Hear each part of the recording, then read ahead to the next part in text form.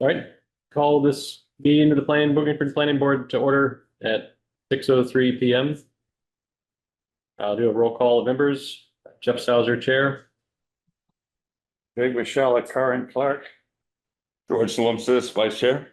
Sarah Brown Anson, member. Tom Bledsoe, alternate. Erica. Erica Geese, alternate. Okay, we need one more person, right? We have four. Oh, you're good to go. For calling. Do I need to pull in alternates or I don't need to? You have Four members. We got four members, you're good to go. You only need three, actually. Site plan review and approve.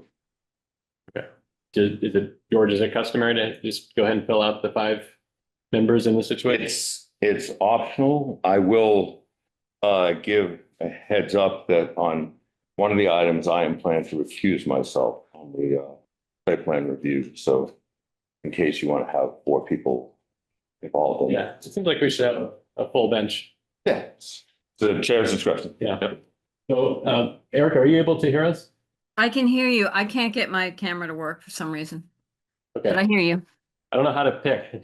Erica, everyone can participate in the meeting, but Erica, I'll make you the 5th member just because you were here first. Sure. When you and Tom, sorry, Tom. That's all right. I've been chosen in the past. I think it's her turn. All right, that's a good way to think about it. Yeah. Sorry about the visuals. Okay. All right, next order of business, annual board reorganization continued. We need to elect a clerk. Are there any nominations? Did you want to make but this chair statement about public comment? Oh, yeah, good, thank you. I don't have the real document. All right, so this meeting is being recorded by the planning board. If any other persons present are recording this meeting, you must notify the chairperson at this time. Public comment may be allowed at the discretion of the chair. If you want to be considered for a comment, please alert the chair by raising your hand. And I will say that we're going to do public comments after we do the meeting minutes and ahead of the business items. Okay, now to the board reorganization, election of the clerk. Any nominations or anyone interested? I guess it's got to be amongst One Two of you. Peter's, Peter's, he's the vice chair. That's right. So It's we Darrell may- or Peter or me again. I really don't know.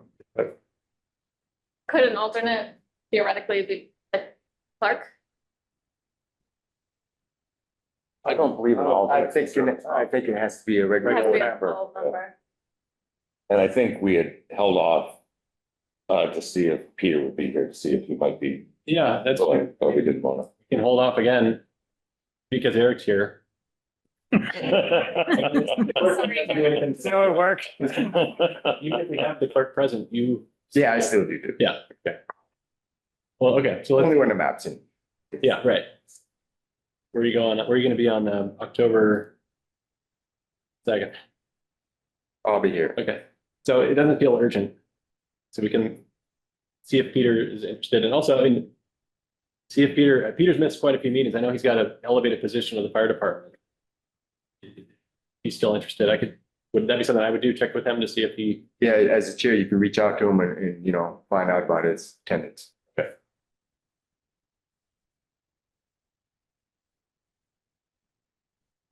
should at least be reaching out to let him know he's not coming. yeah. Yeah, that's true. People typically do that. Tell me and Eric. Seems like the protocol. Okay, so I'll check with Peter. We have very, Recording in progress. Sorry, I'm trying to get on another. would you close your other one or mute your other one? I'm There you go. Okay, perfect. Thank you. Okay, so we're gonna punt on the board reorganization again. Now to the minutes. Are there any comments or revisions on the minutes? Last time? I'll make a motion to approve. I'll second it. All in favor? Well, I was gonna say as far as. I had a question on the minutes. Hold on, I have something also. Okay, sure. I was just gonna say, Jeff, usually we have a motion, a second, then we do a discussion. All right. Discussion. Great.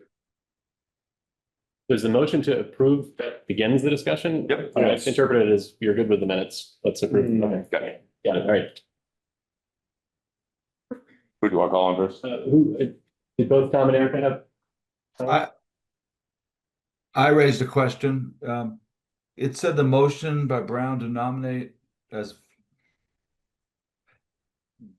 the motion by Michelle to nominate Jeff as chairperson and voted 5-0-0. I thought that was not, I thought it was a 3-2 vote. Yeah, Which one was that? the first one was okay, this was the second one. Yeah, but Jeff was unanimously elected. Yep. That's correct. My bad then, my mistake. Yeah, George should be different. You check. I didn't send George you was back the unanimously copy, elected as well. because I abstained on Oh, you did? 401. 401. Oh, thank you. Is that all you had, Tom? That's it. Okay, ahead. so it was noted that I arrived at 7. I actually arrived at 6:30, just after you did the board, officers. Not, it wasn't 7, it was 6:30. Okay. Can we correct that? 7. Oh, yeah. Very late, correct. embarrassingly late. I know I was there at 6:30. Thank you. And again, apologies for arriving late last time. Any other comments? George? Yeah, two minor, self-certain things, on the front page, in a couple of places, my name is usually spelled absolutely correctly.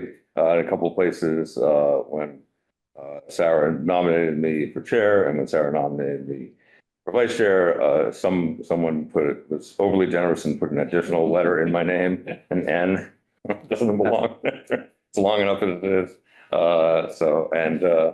Then more substantively, on the last page, very near the end, that long paragraph, a few lines up, it says Palimpsest suggested adding the mayor's office and human, instead of resources organizations, it should be human service organizations on the lead department stakeholder / stakeholder. Do you see what that is? Or Yep, got it corrected. yeah, thanks. That was it for me. I had something, just on the last page, board and staff reports. I don't think that was on the agenda. I don't think it has been on the agenda for the last several months. So that's why we had none, but I don't think that was an item. Yeah. Like I looked at the. See, I actually have the agenda. It wasn't on. Okay. Yeah. Correct. Thank you. Okay, any other comments on the minutes?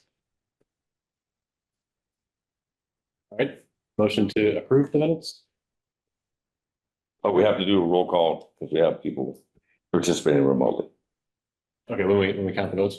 Or Whenever we have someone remote, this came to our attention when we had an open meeting law complaint, and kind of as an aside, the Attorney General's office pointed out that whenever it wasn't the reason for the complaint, but they pointed out that whenever it was just something we hadn't been doing correctly. Okay. Whenever there's someone remote, we have to do a roll call vote. roll call vote, okay. For any Do vote. Well, I make a motion to approve the minutes as corrected. I have a second? Well, Right. second.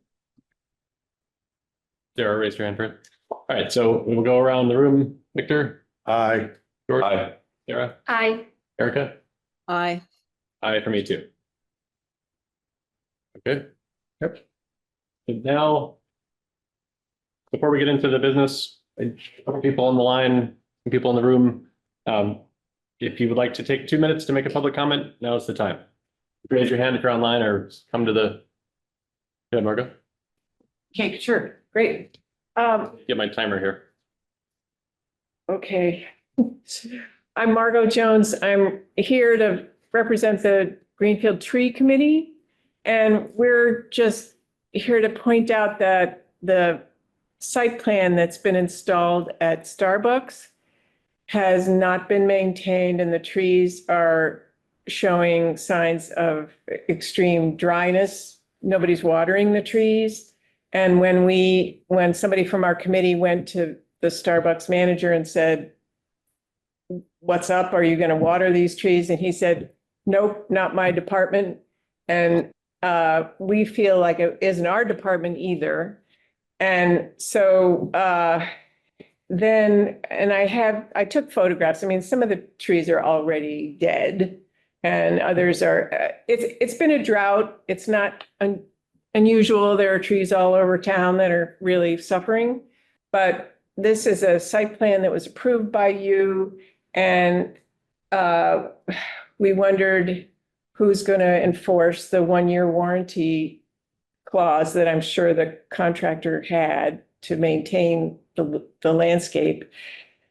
And will there be replacement trees? I mean, the other thing I want to say is that the caliper trees the plan is actually quite robust. And we were impressed with the 3 and 4-inch trees that you got. But it's just kind of a shame to not take care of them and not maintain them. And in general, the landscape is woefully unmaintained. It's like weedy grass and nobody seems to care. So, and that was Starbucks. And then when I was there, I looked around at all these and I could actually say that it's sort of the same there. There's some trees that are exhibiting serious drought. They are staked, and at least it looks like they aren't weed whacked so badly at the base. But we just wanted to point it out to you because it is a site plan. We're going to talk about that, and you're welcome to stay and speak during that time, but we appreciate you sharing your thoughts now too. If you can. Okay, thank you. Thank you. Anybody else in the room? Anybody online wants to speak? Okay, moving on. This item number 5, site plan review, application of Riddell LLC for the renovation of the building at 208 Federal Street, Assessor's Map 76, Lot 65, which is located in the limited commercial LC zoning district to allow an addition to the current building with site improvements at this location. Future use of the site will be medical. I believe we have folks. Rich? Oh, sorry. I want to introduce people first. Yeah, I Can think make so. a comment before we start on that? I have a question. I worked with the architect on this project when the building was originally built. Do I have to recuse myself, or I just disclosing that I did work on the design of this building initially when it was first built. Does that make a difference? When was that? In 1990, No, it makes no difference. 92? It's way long time ago. No, it makes no difference. Okay, thank you. Dennis, approach the table. Yeah, come on up. George, what were you gonna say? Yes, and I did want to mention, I live on Abbott Street, a few houses down from this project. And not making any comments about this project proposal, but I feel that because I'm so close, and I don't think I bring proper, neutral and dispassionate considering the project, that I should be able to as a planning board member. So I'm going to recuse myself. Okay. So, Fair enough. Thank you. At least you could speak as a landowner. no, I'm not going to speak because I'm on the planning board. I'm not going to, because we don't have a public hearing or anything. So I'm not going to weigh in. Thank you. Okay, silence. Why don't you guys tell us what you're trying to do? First, introduce yourself. Yeah, that's for the record. Sure. My name is Joseph Regari, and I'm working with Riddell LLC. We have one of Riddell LLC's members, Dr. John Warren, who's also works in the industry, and Paul Babineau, who pretty much runs the office, it seems. So we are here. Riddell LLC is doing business in Greenfield now as Longwood I, and we're excited to present this commercial project to Greenfield, which we think is going to be great. It will definitely bring a higher level of healthcare for eye care patients in our community.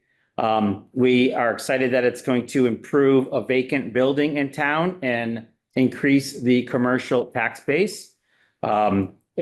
With Longwood I and the parent company Riddell LLC investing in this community, it will certainly keep a lot of well-paying jobs in this area and likely increase jobs as they continue to strive and grow, as I promised them they might.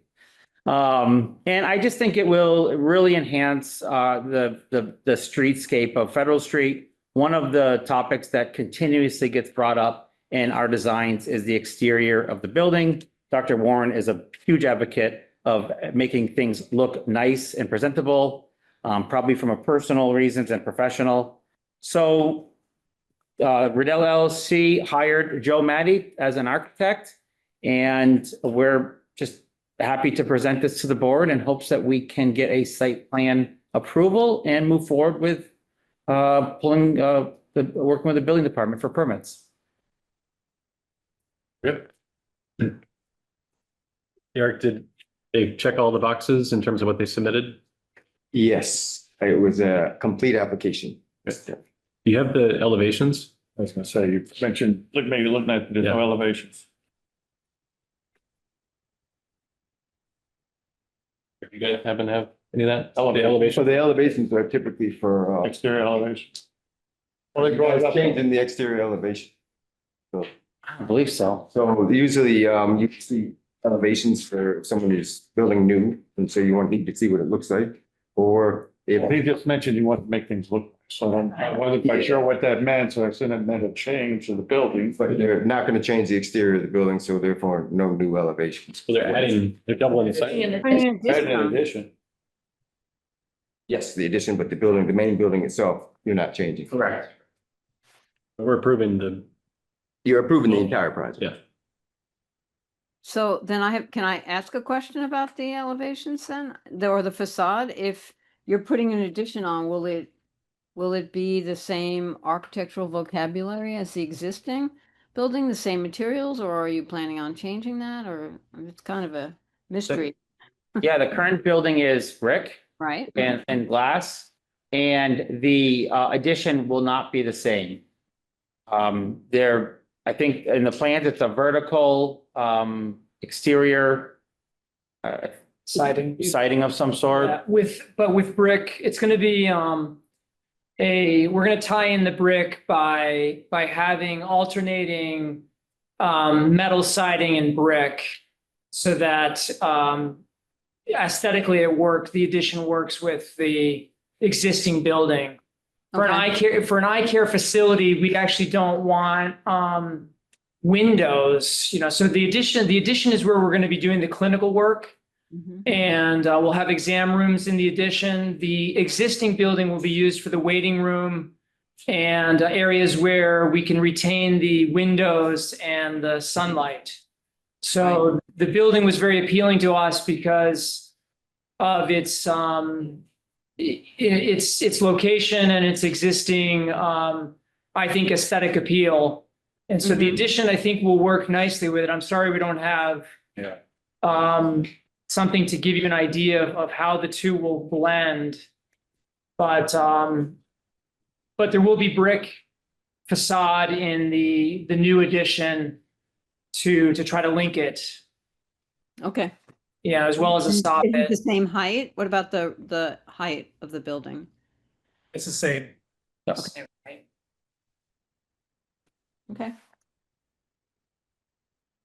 I mean, I'm very excited to see somebody finally occupying that building. It's I think it's a lot of pluses, but I'm just. very hesitant. sad every time I drove by to see it empty. We don't, I mean, the facade is not, one of the things we'll talk about later. Also, doesn't seem relevant to our approval guidelines. There's nothing that asks us to judge is there something that asks us to judge the aesthetics of the building? Does have any pictures? Well, the, Phone or? I mean, state law prohibits you from dictating building materials. That's under chapter 48. In the site plan review regs, I don't have the zoning ordinance in front of me of the list of things that are required for the board to. You have it in front of you. I do. It should be very clear. Yeah.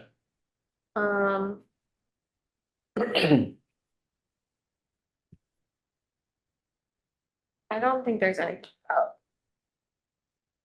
like, the way it looks, aesthetics. Right. Except for historic features, which Yeah. is debatable, I guess, but We're not tearing down or totally changing the existing building. It's not a historic building. How old is the current building? It's the early nineties. The So, original building might have been 1964. Originally, possibly, and then they did an addition in the 90s. yeah, the addition was from the nineties. Erica, is the way that it currently looks new as of the nineties? Or was, Yeah, there was the addition where it fans out on the right side or on the north side. That was Yeah. from the nineties. okay, so And the brick was, yeah, the brick was some green. doesn't seem like a historic building that needs us to judge on whether or not you're protecting it or not.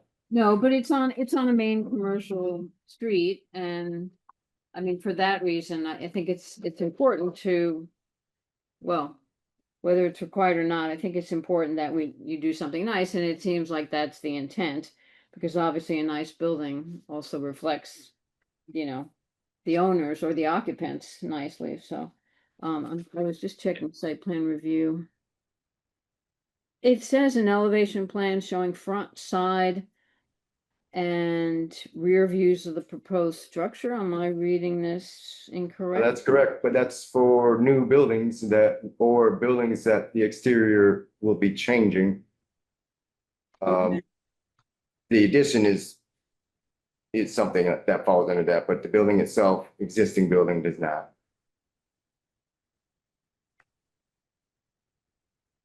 I guess in my opinion, it seems like there should be elevations, Me too. but it doesn't seem material to our evaluation. So maybe it's more of a procedural, maybe your discretionary. If this was a build from scratch, then of course elevations you'd have elevations. Yeah, okay. I just don't have a copy of the building. I know what it looks like, but It's illegal to not approve it on that basis, so. I think it's great. There's, I could email that, or That would be great.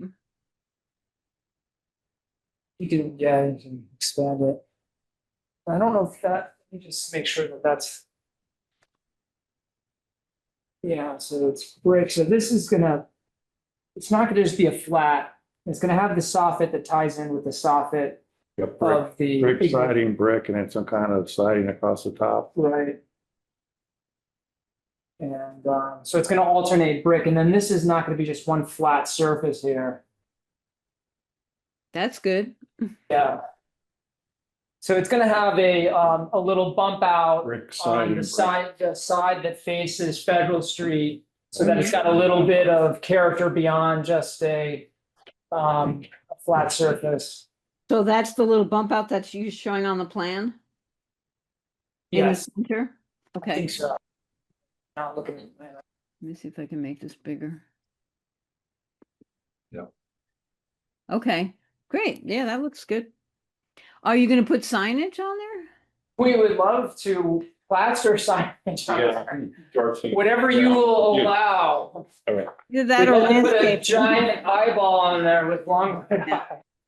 Either that or some kind of planting in front, because it is a pretty solid wall. And I understand why you have to make it solid, why you don't want penetrations, but might be. Yeah, we thought about doing false windows. We looked at like, I think it's the auto parts store down on Silver Uh-huh. has false windows, but yeah, it'd be great to do like a giant sign that says Longwood Eye there. Well, the auto place that had the false windows, it didn't work out and there was vandalism and they went back to the ZBA and those were removed. Is that right? The problem, so they were removed. Interesting. Well, anyway, maybe some landscaping, because it is kind of massive. Looks a little bit like a mausoleum. It'd be nice if we consider doing some landscaping. If I don't show any, I'm sure it's not required, but again, to go with wanting to make it look nice, it would be nice if you would put some kind of.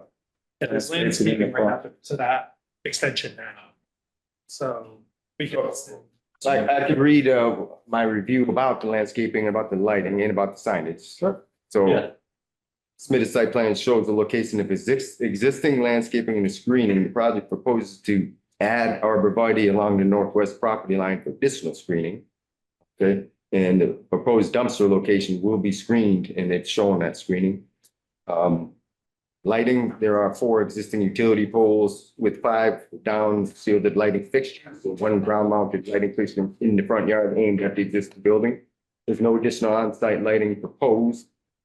Signage, there is no proposed signage for this as submitted part of this application. Site plan shows the location of existing freestanding sign that used to be the Bank of America sign. Right. Any signage greater than what is allowed in the zoning ordinance shall require approval from the zoning, special permit approval from the zoning board of appeals. That's what I have on the lighting, signage, and landscaping. Plan for electrical or something out there. It's a great place to hang a giant wreath in the winter or tree light. Just for historical perspective, those of you who don't know me, I've been practicing in Greenfield since 2005. So I've been here 20 years and I live in Amherst, but I've made my career on Greenfield Eye Center. So it started as Jose Pexon, Jane Winchester, and Bob Bousquet started Greenfield Eye Center, must be 50 years ago. And then I joined Pierre Alfred in 2005. It was still called Greenfield Eye Center. We had an office in Athol. And then we have since expanded to Gardner and Holyoke and West Springfield. And so the business that started as Greenfield Eye Center has become quite a large entity. Dr. Alfred and myself have actually split the practice in recent years, and he and I are still practicing on Riddell Street, but this really seemed like a great opportunity for me and my part of what used to be Greenfield Eye Center to really kind of move forward to the next, the kind of upgrade and expand the business. Nice. So I had a question about parking and traffic. I can't really tell at a glance if you're adding parking, eliminating parking. I think these numbers here are the number of parking spaces. Yes. 14, 8, and 8. Try to leave the existing parking as similar as possible to the way it exists currently. Okay, We did add, we are adding some spots here, near the dumpster. correct? Okay. But all of this is already existing paved parking. So will you be adding paving or? I think we're eliminating this drive-through, right? Our addition this used to be the bank drive-through, so the drive-through is coming down. And we're putting our addition there. So Yeah. now we're keeping the exit the same, but the pathway goes a little bit around the addition. I can't remember, does that require that we do a little bit of A paving? little bit. There's some paving, yeah. Okay, so there's this. They're squaring off the building too, where the entrance is. They're squaring the building off there. And then they're gonna put their clinical side where it's like a striped line there. So they are Okay. probably removing some paving and adding some paving. They're not changing curb cuts. There is room for expansion but who knows how long Dr. Warren wants to grind. Is it a net increase in pavement? Or I guess, is it a net increase in impervious surface?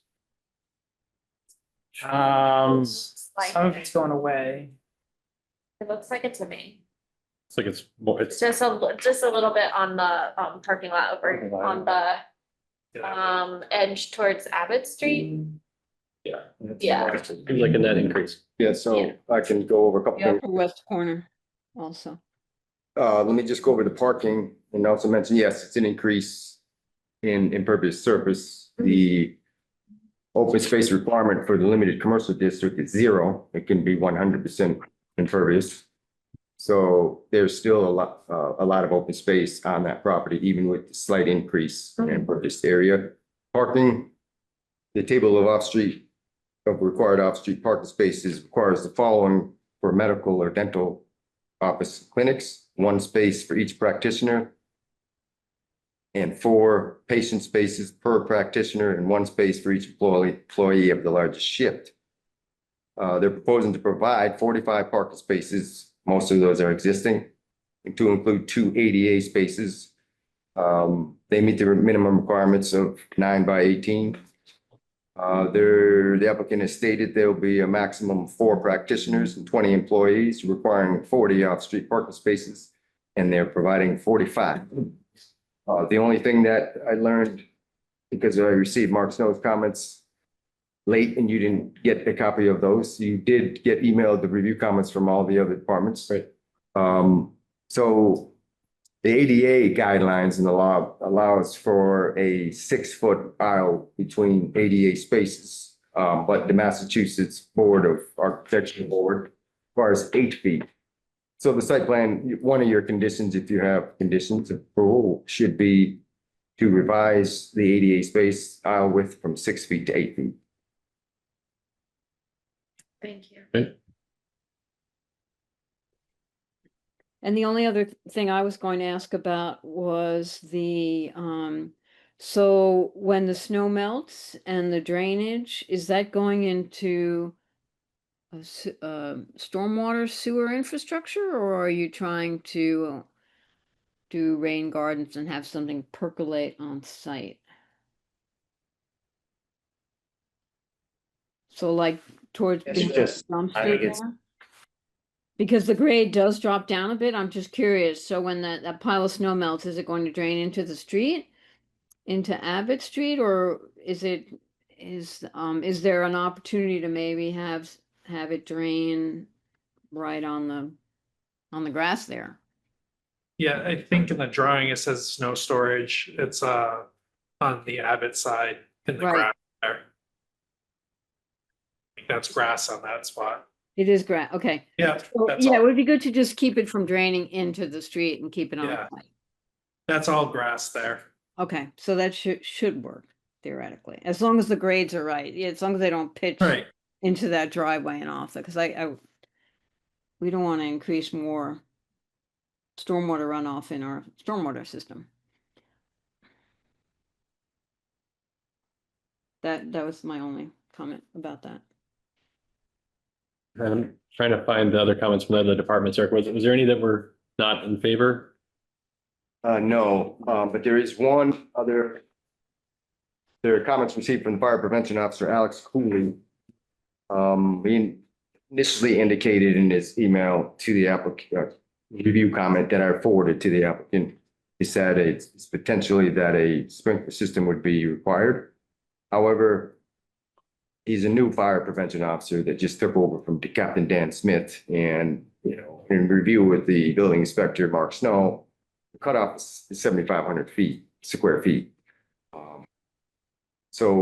But given that he's a new fire prevention officer and he's still kind of going through the review process, I would recommend a condition of approval that they obtain an approval letter from the Greenfield Fire Department within 30 days and, definitely prior to any building permits being pulled. Okay, that they're cleared. Cleared from the Greenfield Fire Department and meet all their codes and state fire codes. Okay, that makes sense. Currently, the space is 6,695 square feet. That's including the basement and the addition as well. So, So it should fall under that threshold, 500 square feet, and a sprinkler system shouldn't be required, but that will come from Alex Cooley, Fire Prevention. Okay.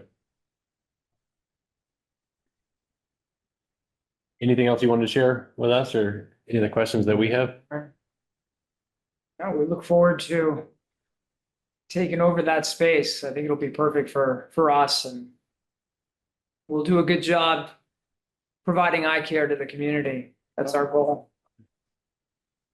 The one thing that, with the limited things we can weigh in on, seems like a missed opportunity not to add street trees around the perimeter of the property. Is there a reason why you didn't do that, or is that something you could? There's already trees all along the front, and there's trees on Woodley Ave, and then there's trees on the backside after the other side of the driveway on Abbott Street as well. Are there trees other than those drawn on the plan?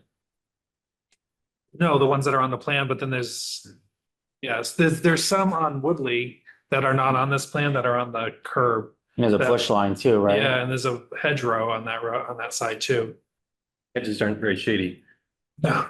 I think I would, so as a mitigation measure for adding impervious surface to the property, additional street trees would help offset that. And Right. I know it's a huge priority of the city. It's something we're going to talk about later today. We had a tree committee member here before. Not very complicated or expensive to add shade trees that are consistent with the tree committee and the city's standards. Doesn't seem like it would interfere with your plan at all.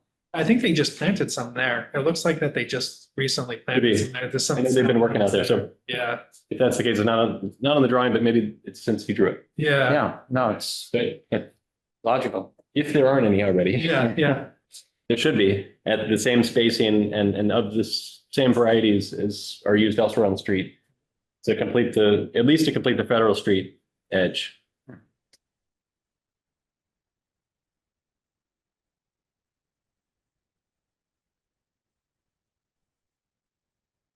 You don't have any kind of power lines, but they sort of go to the other side of the street at that point, so that's good.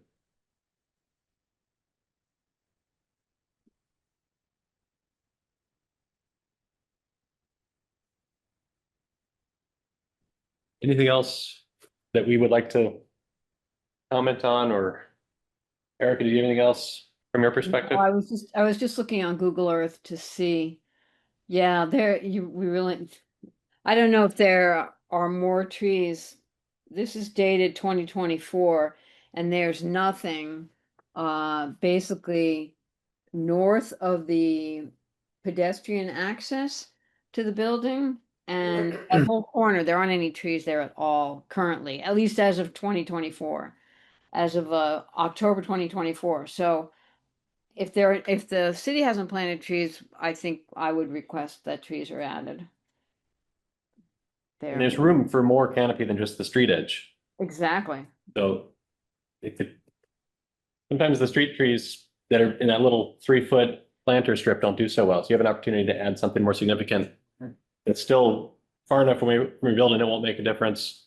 So in the northern corner there does seem to be trees along the easterly side, not the northeast corner, though. I think there's an opportunity there that you're looking at there, Jeff. Yeah.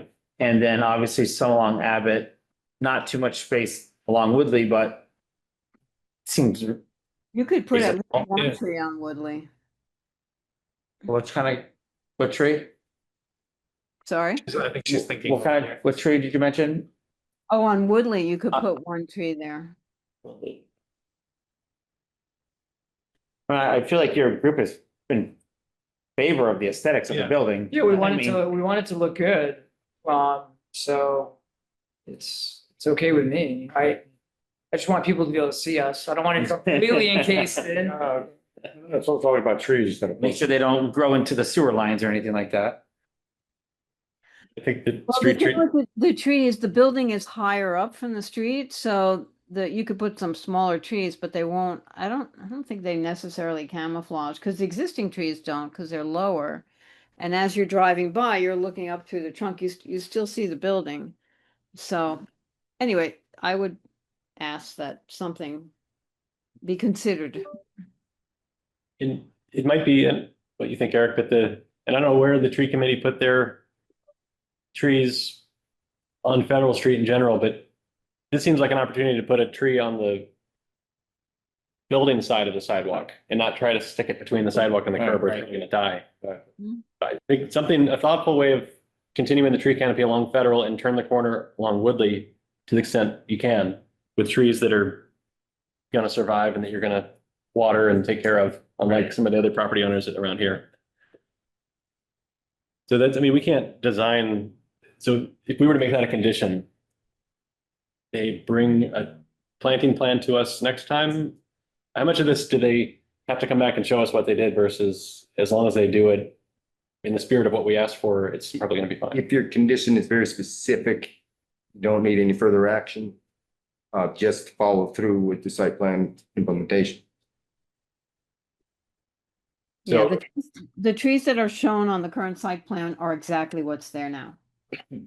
So you could pick a number of trees in a location and add that as a condition. Yeah, so I think, I mean, seems reasonable to add 3 trees on the Federal Street side and 1 on the Woodley side. I agree. In the event that the tree committee just put some trees there that look like they're gonna survive, I mean, I think you could still put trees, even if they put some. But I would maybe leave it to, What kind of trees? Whatever's on the Federal Street right there, whatever it's maples or whatever's growing right along the road there.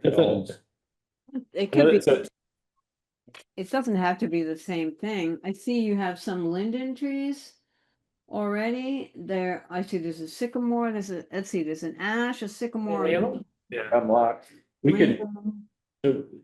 You could just be open-ended, but specify it must be native species, yeah, native shade trees. native shade trees. I think, so we hope to establish a list of the trees that would meet those criteria, but native shade trees is a good start.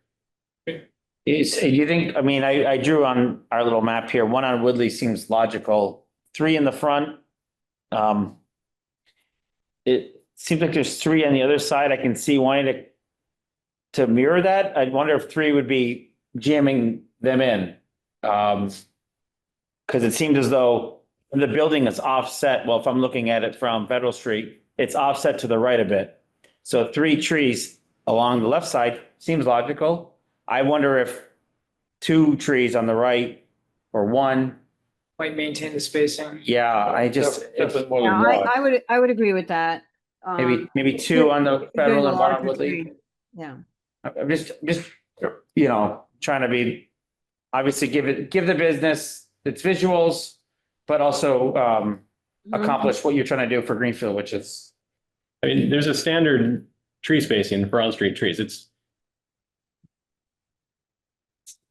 They're spaced enough you can see through them. It's not, I mean, it's not arborvitae that creates a wall of vegetation. I don't buy that regularly spaced shade trees are a detriment to a business. We would say use a spacing that's customary for Federal Street, that is in front of other buildings up and down the street, that whatever the tree committee has been establishing or whatever the city typically requires. Like, is it 30 feet on center, 20 feet on center? I have to check that. Don't know that offhand. It usually depends on the species too. Right. Yeah, it does. Some species have a wider canopy. So again, I guess it's kind of caveated by what species we choose, what the actual measurements are. So maybe 2 to 3? Sure.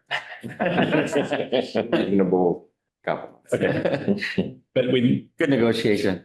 we could. Who's the judge, who makes the call on that one? Is that you and Mark that decide? Or is it just up to them to interpret it when they file for the building permit? You would evaluate to see whether or not they met the conditions.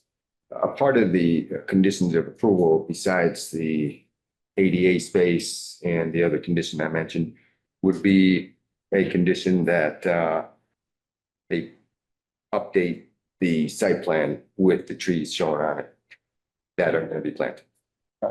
That seems. And that will be in the file, and then anybody that goes in that file will say, okay, here are the existing trees, and here are the trees that they have planted as part of this project. I think we should say 4 trees between Woodley and Federal.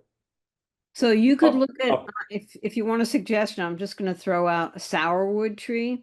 There's a great example in Amherst next to the Fleet Bank. There's this beautiful sourwood tree right up against the, I mean, there they have very little space, but it doesn't at all hide the building, and it has beautiful foliage and the flowering in the fall, what's left over, the grapes. It's quite a beautiful tree. It's native to the area, and it would not camouflage your building, but they're very nice. So you could look at the sourwood, and there's that great example in Amherst. It's beautiful this time of year. Just a suggestion. It's not a big tree, but it's 3 trees. beautiful. I'm just saying 3 trees on. It looks like it should, but just in case, let's say you can't get 30 feet. Yeah, I mean, you could, like, we just said 4. And it's up to you guys to decide if it's 1, 2, 3, 4, or maybe it's like 1, 2, 3, 4. I think you can fit 4 trees there. I don't want you to get away with only 3. Fine. If we say 2 to 3. Put 4 on there. 4. I think, between the 2 streets. yeah, I have a feeling these, I don't want to say Dr. Warren, but that doesn't sound like the end of the world request, to be quite honest with you. Yeah, I'm certainly not opposed to trees. That's one of the reasons found that property to be appealing was because of the grass and the green space and the visual quality of it, I thought was quite nice. And I thought it would work well for our purposes as well. And so we're trying not to change that aesthetic too much because I like it and I'd like to maintain it. So adding trees, I think is fine as long as it's not shielding the view of our business in a way that would be unfortunate. Yeah, I think that you've got some flexibility with that. That's a lot of space to work. Agreed. So I noticed that in the front of the building that faces Federal Street, you decide to leave a concrete sidewalk. Just because it's existing there. But then there's a note that says that the front doors there will be not used, left locked. So just wondering why is part of the plan to leave the sidewalk? Is it for future uses or just because it's there? Fire escape there? Yeah, I thought it was It for, might be a fire exit. Fire? Okay. Just another means of egress. I know there's two on the addition. I think the bank was doing the same thing, weren't they? Yeah, you need to. They were using them. I mean, I agree. The way the sidewalk splits is, That was for walk-up pedestrian access at the time. That's why yeah. they had that there.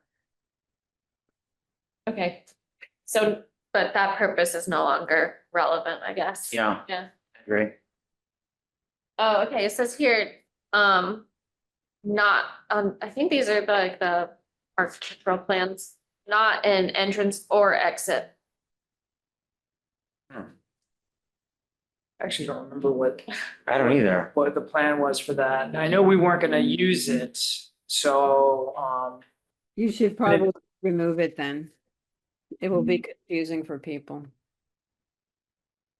Well, I guess that's what I was kind of trying to get at, but yeah, I don't know. There was something underneath and some other underlying Yeah. reason. I don't think so.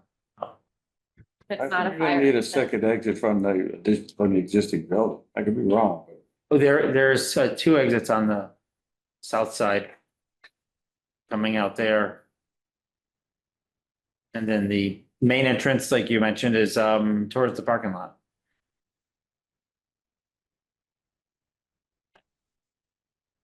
Check with your architect, it may be a required emergency exit. Doesn't have to be Yeah, an they entrance don't- or they an don't need exit, it could be an emergency exit. But it's saying very clearly it's not, it looks like it's. Well, that means a regular pedestrian exit. You know, an emergency exit is not considered a pedestrian exit, it's an emergency exit, so it may be listed as, I don't know, the architect may. Again, if it's not the use for anything, get rid of the sidewalk. More green space, right? It would reduce the impervious surface to even probably less than the Yeah. increase of the asphalt. Okay. Well, there's gonna be plenty of demo there. I would Keep eliminate it transparent. Because that's still looking into your reception. So are we saying remove the door or just remove the sidewalk? sidewalk. Okay, Concrete sidewalk. got it. The door, we can't dictate the door. Okay. So you're saying it's confusing because the sidewalk leads you up to the building and then, can't get in. Yeah, the question was why would that remain if it's not an exit or an entrance? Yeah, Especially if it's somebody who used to use the bank and remembers walking up to it from from that point, from the street, and then they're going for the eye doctor and like, boy, what happened to the door? So we definitely remove the sidewalk. Yeah. the official reason for it is to reduce the impervious surface. Yep. And that's a good enough reason.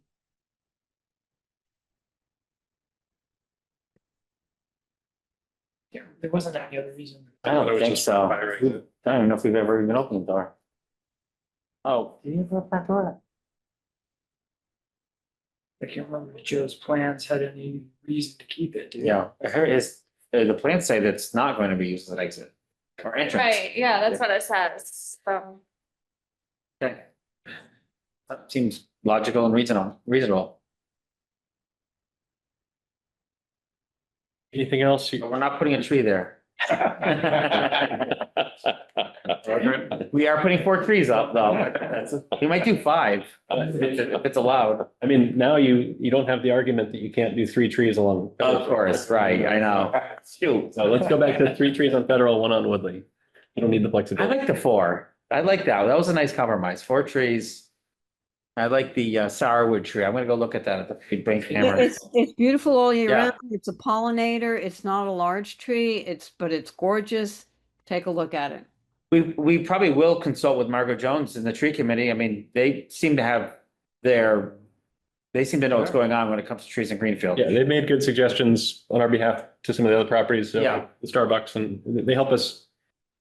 But a We're little gonna- variety is always nice. And again, go look at the Fleet Bank in Amherst. It's right there on Amity Street. It's right at the corner of Amity and Pleasant Street, that tree. It's right up against the building too. So that's another thing you could do is put it right next to the building where you have that solid brick facade. But anyway, take a look at it. It's a really gorgeous tree all year round, and has a beautiful scent when it flowers. The honeybees love it, and it's just the color is stunning in the fall. Okay, anything else? Yeah, I have a Sure. couple more questions. So given that this old entrance exit is no longer in use or going to be in use, and let's say someone in the neighborhood was going to be a patient, and they were going to come into the building by foot, how would they do that? Just trying to think it through here. Sure. Is there's a break in the U's here on Woodley? Is that what I'm seeing? That there's like a path through the bushes? Or would their only access point be through the parking lot entrance and exit? There is a break there. Yeah, there is a break there, yes. Okay, but they would come up on a car that would be parked there. Right. Just thinking about like the practical access other than in a car. Sure. That's what if we were to use, yeah, you don't want this. Here's what it looks like. Okay, But they're saying they're. For what it's worth, there's some tree committee trees right there too. I was uh-huh. gonna say, get rid of the U's and put in some trees, but there's already some trees on the sidewalk there. Oh, that's good to know. This is the Google Street View and it just shows a little sidewalk connecting and then like a Painted sidewalk. painted, yeah, looks like a crosswalk kind of thing with stripes. Yeah, that goes through like this, Okay. like 2 Yeah, rows. okay. Walkways be removed. So the walkways being It says removed, remove it. interesting. Oh, To remove the, walkway, no, there's a walkway that kind of cuts through the parking lot. parking lot, so that's. Yeah, they're not being trucked. not the cut through the hedges. But if there's a car parked there, are we eliminating that hash striping or are we leaving it? I don't remember. So that if somebody were to walk through there and I don't know how it works at other businesses, like if you wanted to walk up to CVS, you have to walk to their parking lot, right? Yeah, Yes. it's true, So, yeah. so it's not like there's a special Standard walkway. experience, Yeah, yeah, Most of it's, we do get some, and on Riddell Street, we do get some patients who walk, yeah. but not that many. I will say at So- CVS, there's like a sidewalk that goes through the There middle is. of the parking lot. They Yeah. redid their parking lot and there's a sidewalk that goes from Federal Street to the entrance of CVS. So I don't know if it would be practical to have some kind of, We don't get a lot of foot traffic. yeah, But yeah. Well, It's unfortunate that that cut through doesn't go where the triangle is, the pizza slice. I mean, you still would have to walk through the parking lot from that tip to the building, but that's might be a safer access point. what are you saying? Yeah. There's a, Where's that, where at this corner? yeah, like, so the cut through is here, but this could be an access point here, but then from, I mean, We just put it like that, maybe. The Walgreens is another example, just up the street. And it has a dedicated pedestrian connection from the sidewalk that doesn't go through the parking lot right to the door. Yeah. Okay. Yeah. Shouldn't, What does that say? I wish I could read should better. be closer to. Yeah. What does this say in here? Edge of pavement. Oh, edge of pavement. Okay, that's an opportunity for a sidewalk possibly. Yeah, so from Woodley. Right now and we'll have the same problem on Abbott Street. Where you have to walk down the driveway. Mm-hmm. You could just have a sidewalk along the driveway. That would solve that problem. You still gotta walk across the park. But I mean, walking, you could get to the building. There, and if you just kind of go around the perimeter. Where does this, what, okay, going back to the front entrance. But that filters in behind the entry desk. Yeah, it doesn't enter into our new plan in a convenient location. Which is right here, basically. Isn't that pretty much where you're? Yeah. Yeah. And I think in terms of foot traffic, a business like Walgreens might reasonably expect to get a number of people walking in, whereas it's pretty uncommon for us to get people walking in, on Riddell Street that are just walking to their eye appointment. It does happen, but I think, I mean, when you redevelop a property, you should bring it up to a certain standard. One of the Yeah. standards is trees, the other standard is pedestrian access. And you'll have, how many employees? 20, 10, that might want to take a walk. Mm. Yeah, on Maybe their lunch, lunch break. Walk yeah. to there's some places to walk nearby. So I think there's just a minimum standard of quality that we would take this type of opportunity to achieve. And a few sidewalks isn't a lot to ask. And also there is, I mean, this is not the case right now, but I don't know what your timing is on opening. But we are adding all this housing, downtown projects that are happening. We're increasing the population down there within walking distance, and you are on a bus line. So you're on 2 bus lines actually. So I would definitely make sure there's a way to get into the building for. Would it be reasonable to have a walking access from either Woodley or Abbott, or would you, or Federal, or do you require all 3, or would one satisfy? I think that Woodley and. I would think Woodley's there. Yeah. Fine. I think you Put could, the crosswalk back here and just make it obvious. I even think it might be even as logical to put a sidewalk along the northern part of the building and create a cut through to Woodley so that people don't have to walk through a parking lot. Down here and then Yeah. get across. I feel like that might be the safest solution than to mix pedestrian traffic with car traffic. it might be it's the shortest distance. You know what I mean? I mean, my theory would be you come along here and then you have an access point to here. Yeah, and that would solve the Woodley side for sure. Do that. I mean, it wouldn't be too hard to get to Federal, essentially. And the sidewalk. Let's along get rid here. of all that impervious space and let's look at. This is an But we didn't need to lose emergency that. exit. I mean, this is not a typical entrance exit. It is just if you're coming Oh, I from down see. here, you shouldn't have to walk all the way to here for a safe access point. There's also just an accessible route from the south and the north. And there aren't any plantings along the building there, so it would be pretty easy to add that. And this is the least, and you would think an entrance from Federal Street would make the most sense, but your door is over here and we can't change that. If you're walking up Federal Street and you see that there's a way there, I mean, that's not a horrible extra amount of walking to do, but you could pretty easily, if you like squared this off or something, just some sort of landscape plan could make sense with a couple of sidewalks there. But this would seems like the shortest distance, the most logical. Feels like this could be thought through a little bit in case that's possible. I don't know if we can really part 3 though.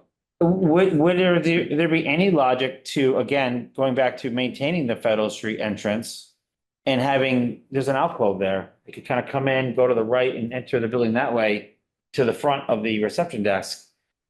I mean, that gives you that front access for walking. Would staff be able to leave that door? Yeah. I'm thinking, I don't think that you're Well, having, staff and patients. yeah, but I think most walking traffic will be generated by staff probably, in my opinion. Yeah. So does that make sense for staff? If they were to go for a walk in this building? So the whole building flows from clinical staff sections down to the this area and then it would come out into the reception area and then out. Where's the reception area? Actually, that is going into the reception area. Is it? Can I show this to you guys? Yeah. Why? Does it? Plan, that's what's You going sure? I'm positive. Yeah, it's What- it's part of Nicole's office. Yeah. Oh, Yeah. right, So okay. if you make Nicole's office Actually- a square, if you make it a square office, you can go right into your reception. Come into You would have to here. make like a doorway. Oh, I did, that's. Or not to do that. Yeah. Yeah, and then you'd be losing on that glass too. Yeah, exactly. Or you could even be diagonal. We would, I mean, we'd have to, Joe Matty to give us some ideas of, to draw that out. He could figure it out. He's a good architect. I think we'd like to see better pedestrian access either to the existing door you got, or if you can add a door, and you just have a great crowd off better, or you Yeah. use the sidewalk, that would be. Would that satisfy? What do you think? If they could activate the Federal Street door, that can just be the primary pedestrian entrance in and out, and we don't need to do all sorts of other circuitous ways. No new sidewalks. Now you don't have to remove the existing sidewalk. And It it's makes on, more sense. Coming from Federal Street is where the traffic's coming from. If And you if do it. they can go to Federal Street and go right to the main entrance. Right. yes, that would solve it. Okay. Yeah, I think our concern is that it's safe and, there, existing. Yeah. Yeah, And logical, you know. yeah, yeah. We can control, it has to be like convenient enough, one of our criteria, Yeah, safe and convenient. So that would be the safest way for sure, because you're not conflicting with any cars and parking lots whatsoever, you're completely removed. Right. Okay, so if you can do that, then good to go. Okay. I mean, Joe Matty has to draw it up probably. Yeah, so but you know what the alternatives are. Yeah, exactly. Talk about that. Yeah. Okay. So if there's no access to Federal, safe passageway through Woodley or Abbott would be the best scenario. Where you're not walking through any parking area. And if you want to avoid accessing through Woodley or Abbott, you'd simply figure out a way to have a safe access to Federal. Yeah. Okay. All right. no one has brought up, just one of the items on the site plan review criteria. But no one has brought up, sewage and water, but it just seems like a bank would use less sewage and water than a medical use, so I was just wondering, was that reviewed by the PW? The or- engineering division of Engineering. DPW did review it and they had no concerns because they have no comments or concerns. No comments. All right. Just that. Can you please put those on the documents with the planning documents? Because I question the change of use in that area. And not that I'm trying to stop a project, but there's a school across the street and there's a funeral home there and a church there and an auto place there and like a dial self there. So when we're looking at the total accumulation of traffic, it really will be impacted during this construction. I'm just curious how that's gonna get handled. Thank you. Okay. We had public comment earlier tonight. Thank you.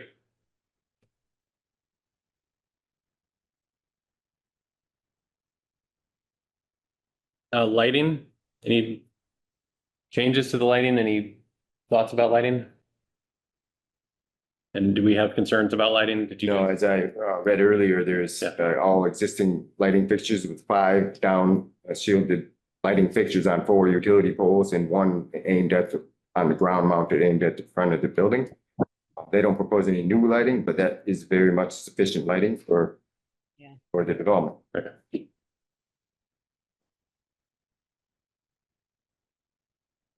Anything else? I don't have Did anything a good else. job. All your questions. Erica, any other questions or comments? No, Hey, Peter? Hi, Peter. there is a bus stop at Kenwood and Federal, which is just a couple of blocks. That's the closest bus stop. Okay. Otherwise, it's Osgood and Federal. I was just checking the bus stops. Sorry. So it's very walkable. All right, so we also approve this on with conditions next, Oh, right? yeah, paragraph is a condition. That's correct. Somebody would make a motion to approve if so inclined, and the board. I would- challenge that it doesn't have to be at the ZBA. I'm gonna enter that for the record. Thank you. Thank you, Stephanie. We had public comments at the beginning of the meeting. All right, so do you have a motion to approve? I approve with the conditions that we imposed. Yeah. Getting a letter from the fire department about the sprinkler. Planting of the 4 trees and providing safe pedestrian access. And enlarging the ADA parking spaces. ADA, Part to from 6 feet to 8 feet. I think we would make a motion and then we would have the discussion. Yeah. Yeah, That was the beginning of the discussion, I guess. okay. So I'll make a motion that we approve the site plan. Or you second it because he. Yeah, he- Okay, you made the motion. Yeah. Okay, I'll second that. Okay, And there so was one discussion. more item in the list. Oh, go ahead. Sorry.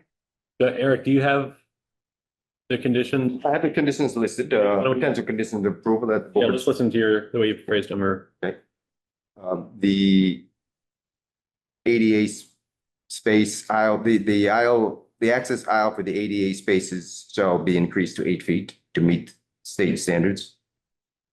A letter of approval shall be obtained from the fire department prior to obtaining that it meets all building code, all fire, local and state fire codes prior to obtaining a building permit. Let's see, pedestrian access.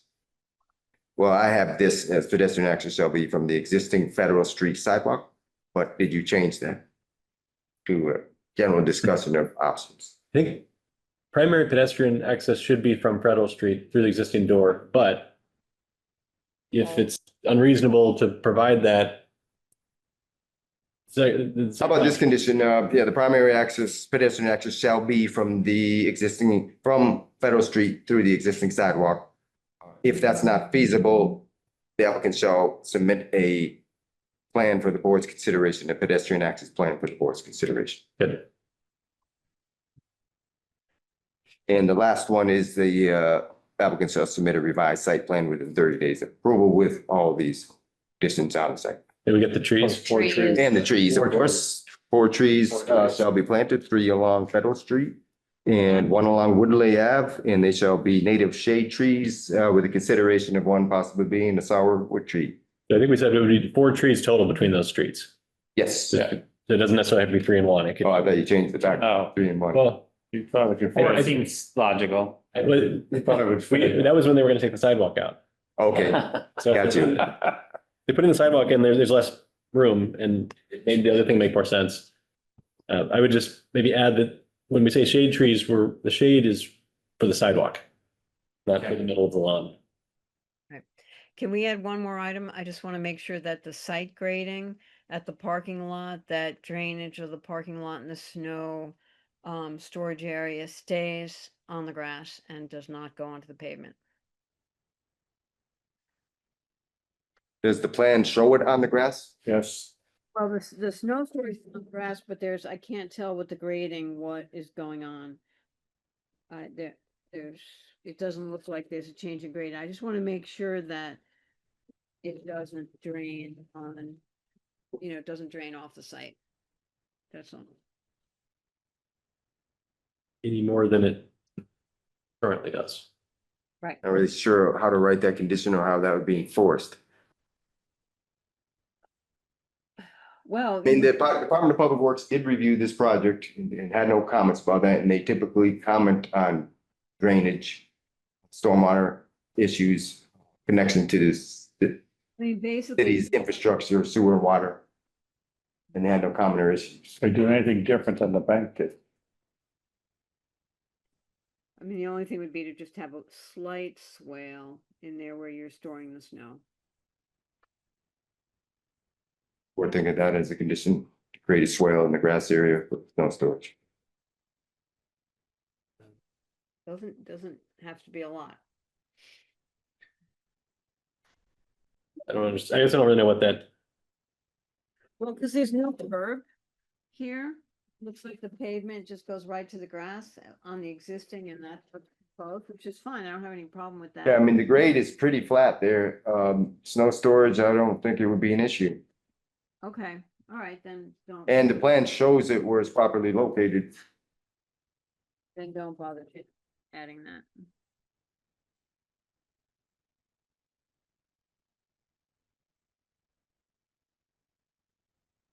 Sound like we got everything we intended to get on the list? 4 conditions. We have 6 conditions. And the last one just being, you submitting a revised site plan with the other. There's the ADA site, the, number 2 was the, Got the street trees, 1, ADA, 2, letter of approval from the fire. 3, actually, nope, there are 5. 4 is the removal, and then the 5th one is to show a plan within 30 days, right? There was a condition to remove the sidewalk, but that was been scrapped, so there are 5 conditions of approval.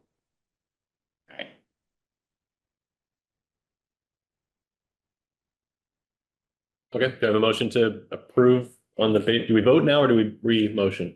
No, you just We already did the simply take a roll call vote. Okay. Victor? Aye. I'm recused. Abstain or recuse? Approved. Aye. Erica? Aye. And I for me too. So does, now that Peter's here, does he become an acting member and Erica is no longer or After the side. Have to decide. after the time because it came up during the item But during the item, it is the person you elevated All right. at that time? at that time. Okay, So the Got it. vote would include the alternate. got it. Okay, so that's 4 yeses and 1 recusal. Thanks, guys. Thank you. Thank you. Great to see, very happy, very excited. Exciting project. Thank you for your commitment to the community. Yeah, we look forward to bringing something special there. Yeah. Thank you, everybody. Thank you. Yeah. Have a good evening. You too. Take care. So, Here. Yep. Do we want to go back to item number 3 about reorganization? Oh, good point. Peter is on here. Yeah, so I'm gonna now de-elevate Erica and, oh, Erica, thank you for filling in for a little bit. Thank you. Okay.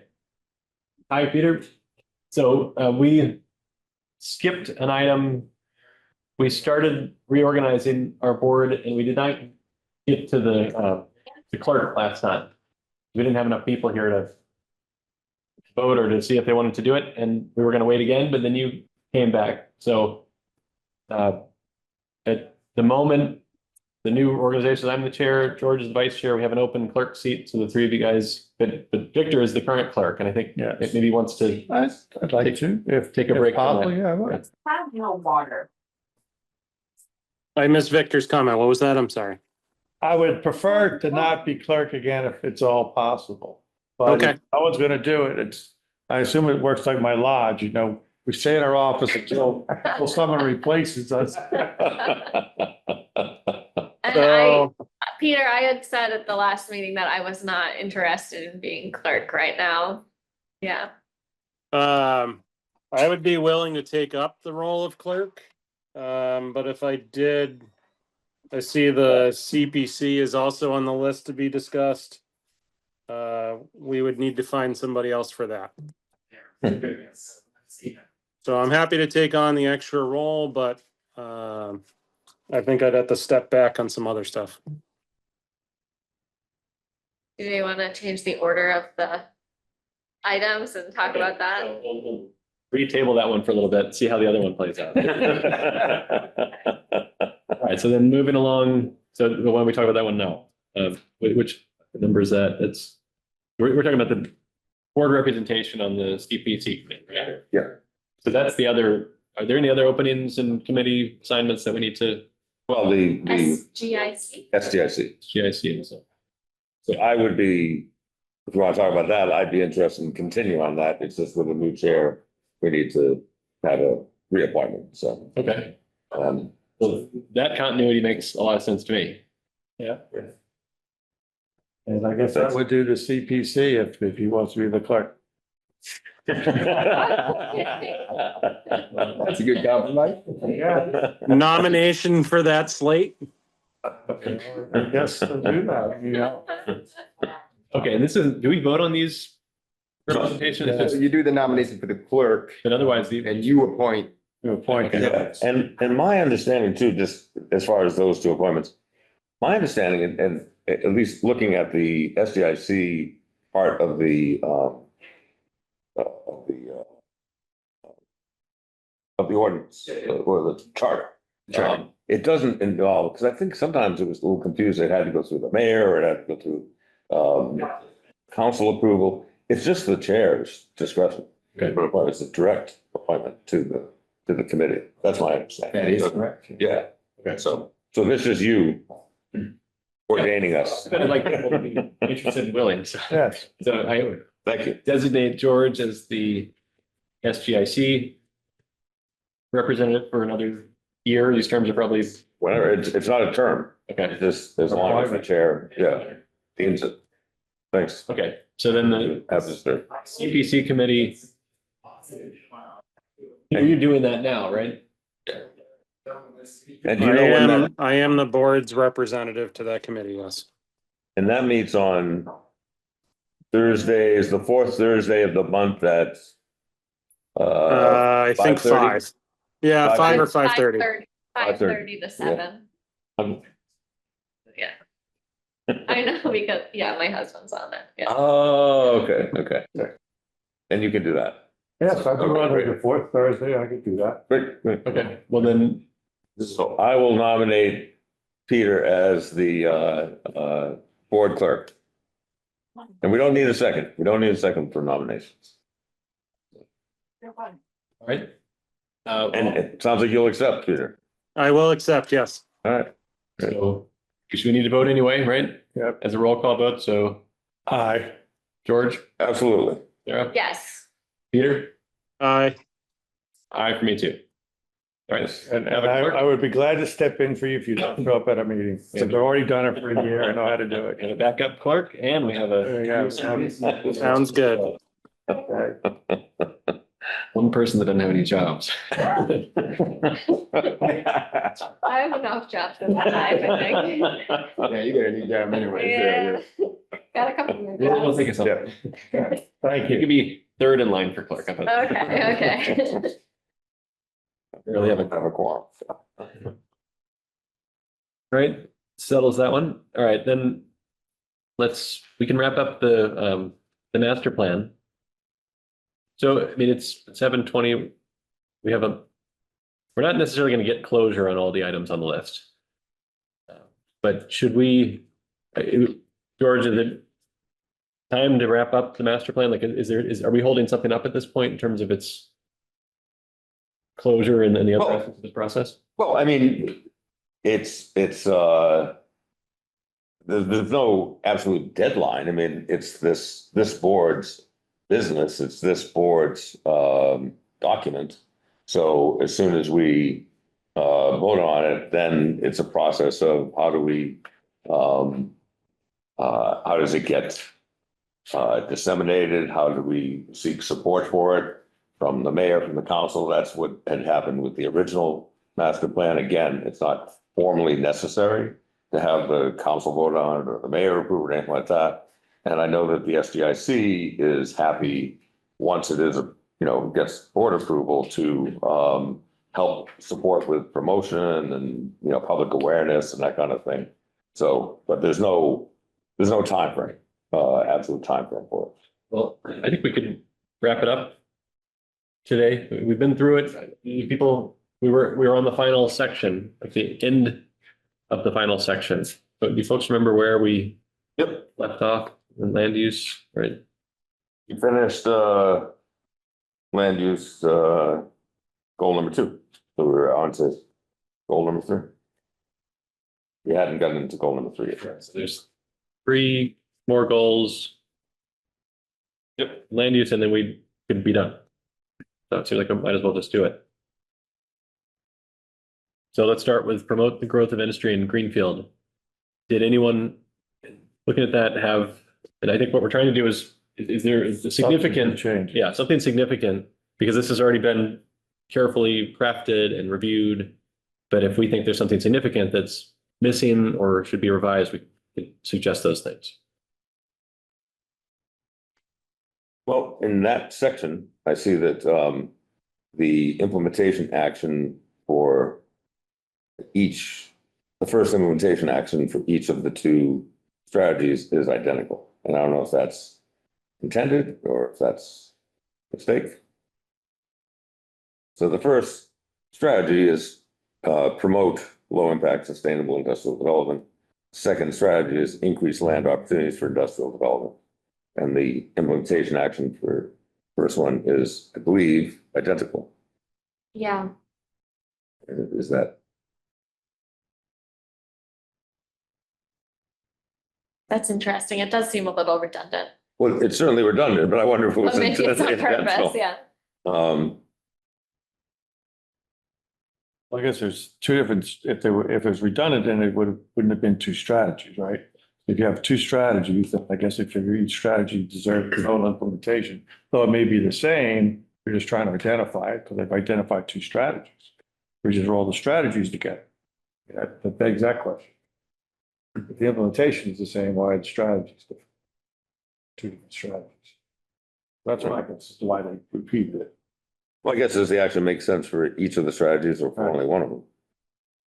Men's zone, low impact Opportunities for industrial development, promote low. law incentives. It certainly seems to match the first one. Seems like it's that instance in the second strategy is not. It doesn't meet the second strategy. I mean, the second strategy doesn't meet it. It doesn't make sense, yeah. I mean, it's talking about low impact. I mean, it's increasing the opportunities for industrial development. What does that have to do with low impact development? And there would be once you've increased land for industrial development, then land use 3.1 would chime in. Once you're doing industrial development, you then have the three. I think it seems like we could cut it. Maybe they just felt like there needed to be more than one. I couldn't think of another one. But probably should have mentioned this sooner, but I mean, just reading that, amend the zoning ordinance use schedules to allow incentivize low impact sustainable. Okay, we did the use schedule, we updated it. Usually it lists uses based on appropriate locations for uses in certain neighborhoods and districts. But low impact development is a way to do developments that decreases hardscapes and pipes and that uses the natural environment to serve the same purpose. But they're mixing together a use with a way of doing development. So that sentence doesn't make sense to me.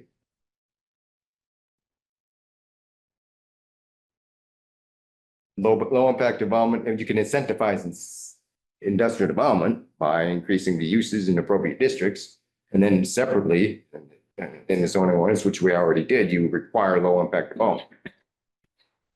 So you're suggesting remove that item from the second strategy? So promote low impact sustainable industrial development. Yes, that's a way to do it. I mean, that's a good goal, but the strategy to do it, well, I think needs to be revised, the wording.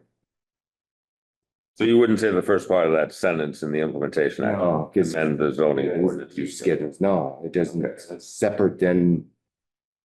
I mean, you want it, yeah, I guess sustainable industrial development, yeah, you'd have to do that through other methods Mhm. than the use schedule. I think they're reinterpreting what they mean by low impact development. And it might not be the traditional definition. That could be true too, but that would definitely confuse people because that's a standard term, low impact development. Maybe we change that then. See how that could be worded. Zoning ordinance use schedule to incentivize. So it could be, it's meaning find ways to incentivize low impact sustainable development. If that sentence started with the word incentivize, it seems like it'd be fine, right? Or allow / incentivize. Well, the allow goes with the use, I think, but Okay, so incentivize for 3.1 and allow for 3.2.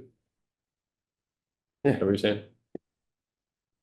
I don't have the exact wording in mind, but that just confuses me because it's will impact sustainable. Well, I think the first one, the first strategy is promotion of it. Yep. And so we're trying to incentivize it, while at the same time, the second implementation action is to, while you're doing that, ensuring public health and,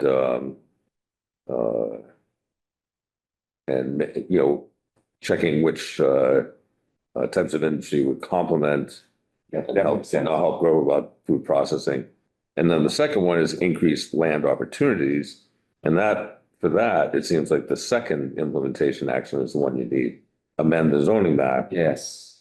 So you don't need, in strategy number 2, you can just eliminate that first implementation action. Yes. Makes sense. Yeah, that makes sense. And this is why I say, as much as this has gone through multiple hands and multiple views, it still needs tuning Yeah, up. you prove your point there, yours. Yes. Okay, so are you keeping, who's officially keeping? I'm marking things up here. Great. So far what I have under land use 3.2 is to strike the first item. So, land use, which one? 3.2? 3.2. Okay. And for, the first strategy under 3.1, are we just saying, start with the word incentivize Yes. without having anything more just vague like that? That seems more Okay, appropriate, yeah. okay. All right, That's the only thing I had in that goal.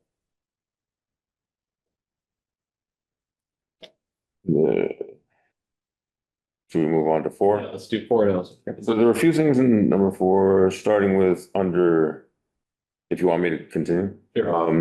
Under 4.2, the first implementation action, 2/3 of the way down, sentence that starts with look to the state for guidance. Then the next phrase I don't quite get, also access at the watershed scale. I don't know what that means. Assess, maybe. Do you think it means assess or Oh. it's supposed to say? Could assess? say, okay, assess, but what is the watershed scale? Watershed scale is, if you, I mean, that's, there's different scales, when you're looking at managing of land, and a watershed is one way to look at things. Watershed, we have the Connecticut River watershed, the Deerfield watershed, and it covers a certain land area. It's the scale was the word I didn't quite understand. Scale. I think it means. Well, it means at that level of scale for the watershed. Oh, at the scale of the water. Okay, so it should be assess, Yeah. not access. That's what, yeah. It's like, you care about runoff just to the edge of your property line, or do you care about?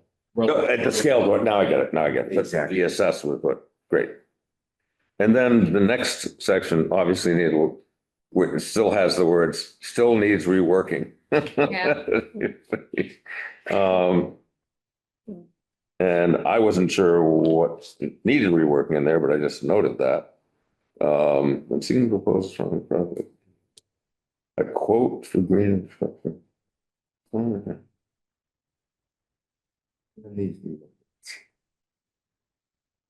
At the very least, we need to take out still. Take out still needs to be worked. Whether it needs reworking or not, we don't Seemed really okay to know. me. Yeah, Yeah. we don't know. Maybe it got reworked and they just forgot to take out the. And And then under, for that item, under lead department stakeholder, I didn't know what procurement meant. What is, But procurement is when you have to go out to bid for services, or just a lot of law and procurement, how to get services and things done for city. I think it means if you put in an RFP to do something to a city property.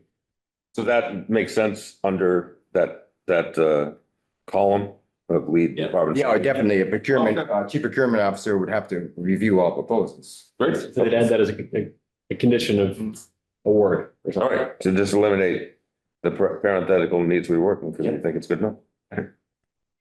The only thing I had was just, in the last implementation action, for that, the last sentence, it says, it is essential that we conduct the necessary studies to qualify for MVP. That sounds a little too, that just sounded not very professional. We conduct. I thought I would suggest rewording it that it is essential that the necessary studies be conducted to qualify for MVP. Do you see where I'm talking about?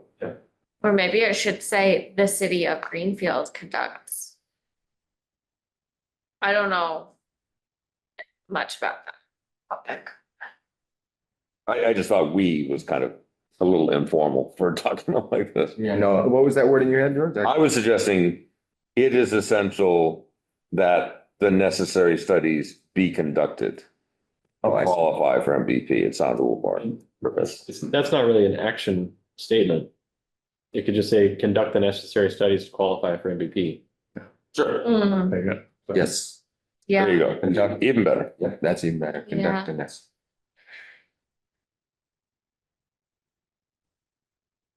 Perfect. Great. Nobody else has anything on the page? I think that land use for goal is very important. Oh, the overall goal. Yes. Yeah. And also, can we just jump back to 4.3? Yeah. I'm just wondering if we want to, if this is something that the planning board or the bylaw should look at incorporating some language around maintaining stormwater on site, addressing stormwater on within the confines of the site. Does everybody know what I'm talking about? Are you proposing, Erica, something to add to the implementation action or a new one or? Yeah, and the implementation action that I don't know how we would word this, but that the planning board takes up looking at some ordinances that require keeping all stormwater on site to the greatest extent possible. This is again ties back to reducing the burden on our sewer infrastructure. Mm-hmm. Could that be appended to the first sentence of the second implementation item? It said establish low impact design, because low impact design development ordinances is the right category of things, right? Yeah. So, but if it said specifically and redevelopment projects, comma, including consideration for stormwater storage or retention on site. Yeah, we could add something there. Can you say that wording again? Including Consideration of Stormwater. is it storage or management or Retention. retention? What's Retention. so you could say stormwater, yeah, retention on site. on site? Yeah. I think even just calling it stormwater management would be appropriate. Well, some Yeah, I was thinking that as well. Just the word management, because it covers many things, aspects of it. some municipal ordinances require that all stormwater stay on site, be treated on site, either with subsurface storage systems or biomanagement, like stormwater, I'm sorry, rain gardens, et cetera, but that all water stay on site, that none of it go off. We don't have that in our bylaws anywhere, and I don't know if that's something we want to mention here and work towards incorporating that requirement. But that's one way to deal with this whole stormwater problem, which is just going to get worse and worse with time. We're saying consider, so it's making progress towards that. And then low impact development implies stormwater management generally already. Yes, Right. The definition of it. exactly. We don't require anybody meeting that threshold is my point, and I don't know if this is the place to add that, or in the education section in like 4.4, that as a goal, people work towards that. Anyway. I like where you put it. It should be considered for future ordinances. We'll see if we can push that further down the, Yep, I think it's okay. nice to have in there as an aspiration. yeah, exactly.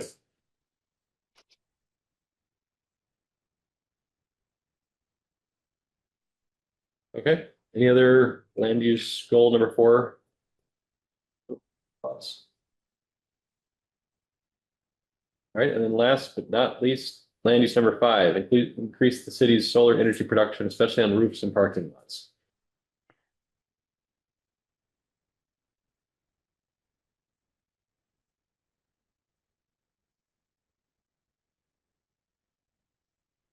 Greenfield's been doing a really good job with that, and I think this just continues that. You can hear, I can't. Can you increase your volume, Erica? A little Oh, bit, it's hard to hear you. Sorry, I said Greenfield's been doing a really good job with that as a municipality compared to other towns or cities, and so I think what's here is pretty good. Yeah, I agree. The wording there is nice. Yeah, I have no comments on that. Yep. Oh, Tom. You're muted, Tom. Unmute. He's actually not muted. I don't know why we can't hear. We can't hear you. Yeah. Wait. We heard Tom. Yeah, we have heard Tom, but we can't hear you right now, Tom. I don't know, maybe you can leave and come back in or something. Actually, I don't know if I ever heard Tom today. I don't think I did. Oh, we did. I Are you- yeah, I Yeah, so he remember. said he Debating. was willing to, Oh, yeah. defer to Erica. Yeah, You were elevated. Oh, that's right. sorry, we can't hear you. Do you want to try to, Maybe you can leave and Leave come and back come in. back or Sometimes something. that helps. Is there a chat? we can't officially use chat Okay. Yeah, because it's not audible. The public can't access see it, yeah. That's why I know Stephanie had sent a couple chats earlier and we oftentimes remind people that. Yeah, yeah. can't Officially, Okay. because of open meeting law. So, Okay, sorry about that. Oh, I think, wait. now we can hear Oh, we can you. hear you now. Okay. All right. You're good. It's which Zoom setting I disable by mistake. okay. My question was battery storage. You know, an issue that's been big in some of the other towns around. Yeah. Has that come up at all? Was that ever considered, Eric, or George, you know, concerns around battery storage? I mean, there's concerns about protecting farmland from arrays of solar, et cetera.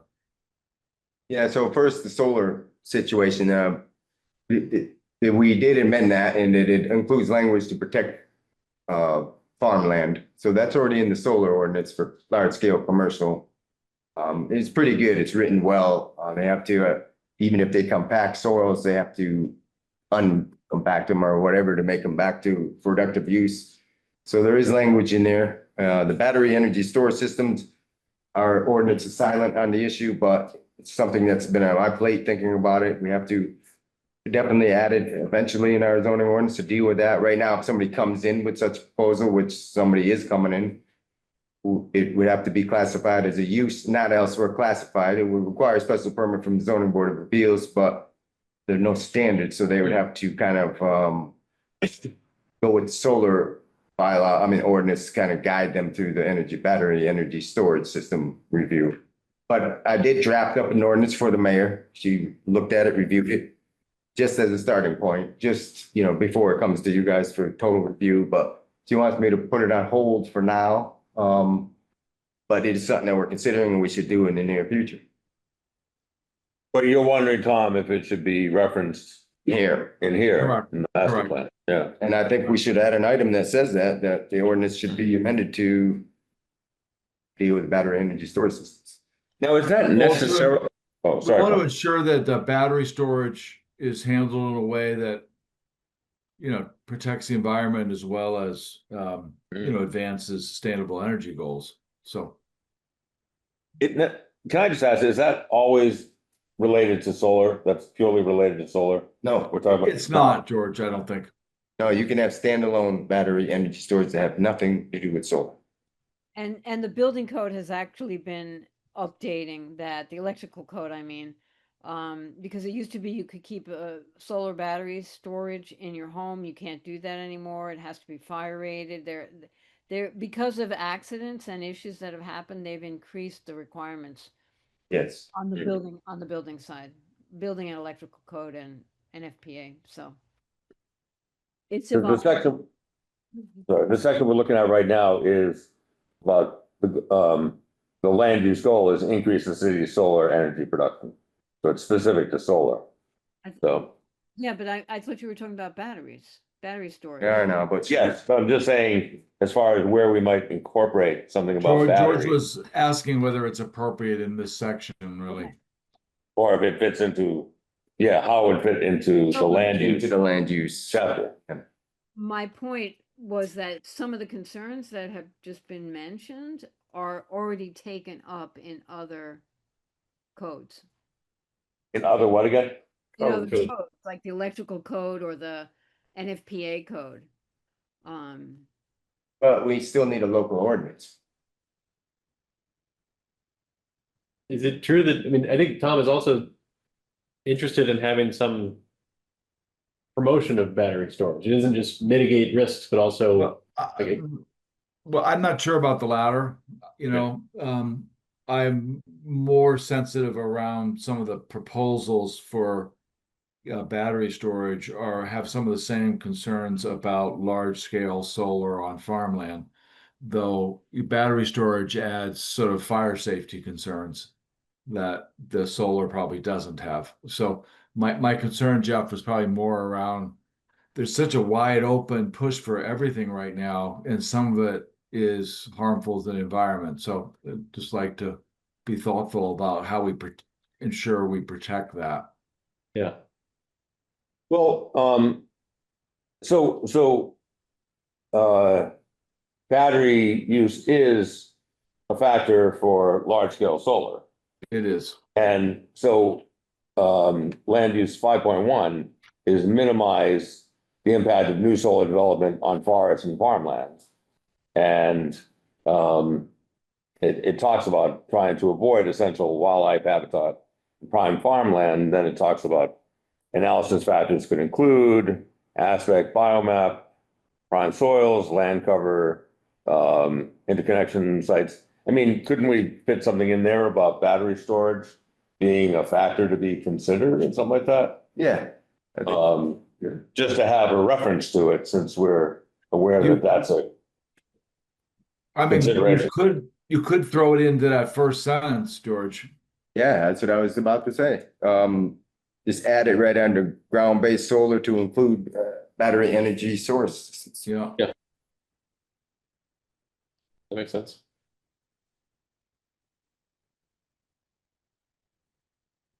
You might want to add fire protection or fire safety in the analysis if you do that. Mm-hmm.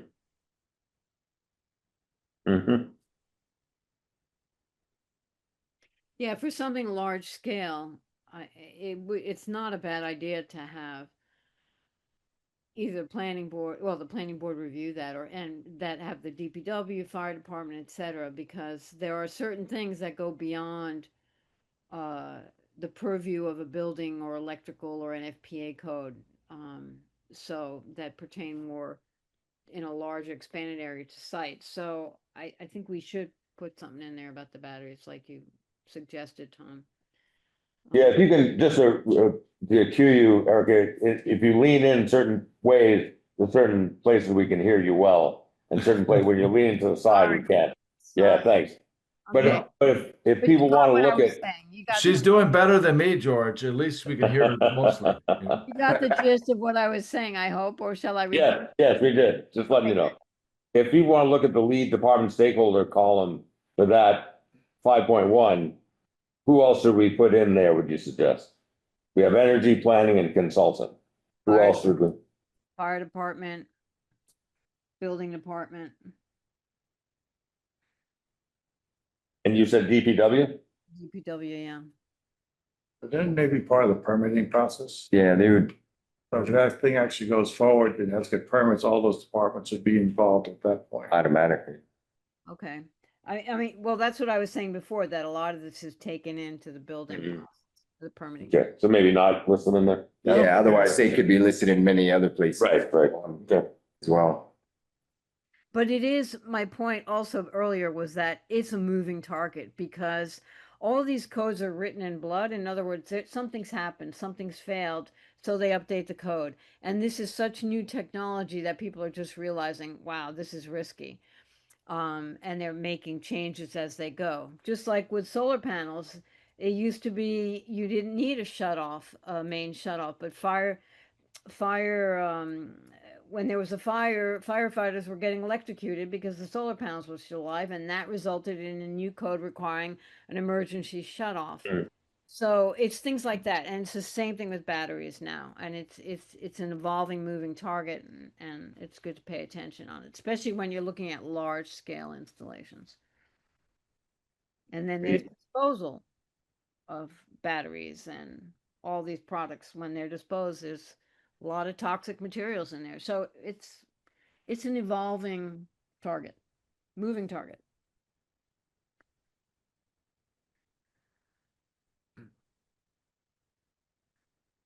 Okay. So we could, anything else? Do I have a motion to, we could jump to the action item for this one, just to cross it off the list. Motion to adopt the natural, historic, and cultural resources land use chapters. So moved. Second. Discussion? I think it would be, sorry. Or please, do it I first. think it would be great to get the, make sure that we made all the changes that we said we were going to make before we fully adopt it. I don't know if that would make sense to other folks. I think that's the exact same comment. I'd like to see a cleaned up copy of everything we agreed upon.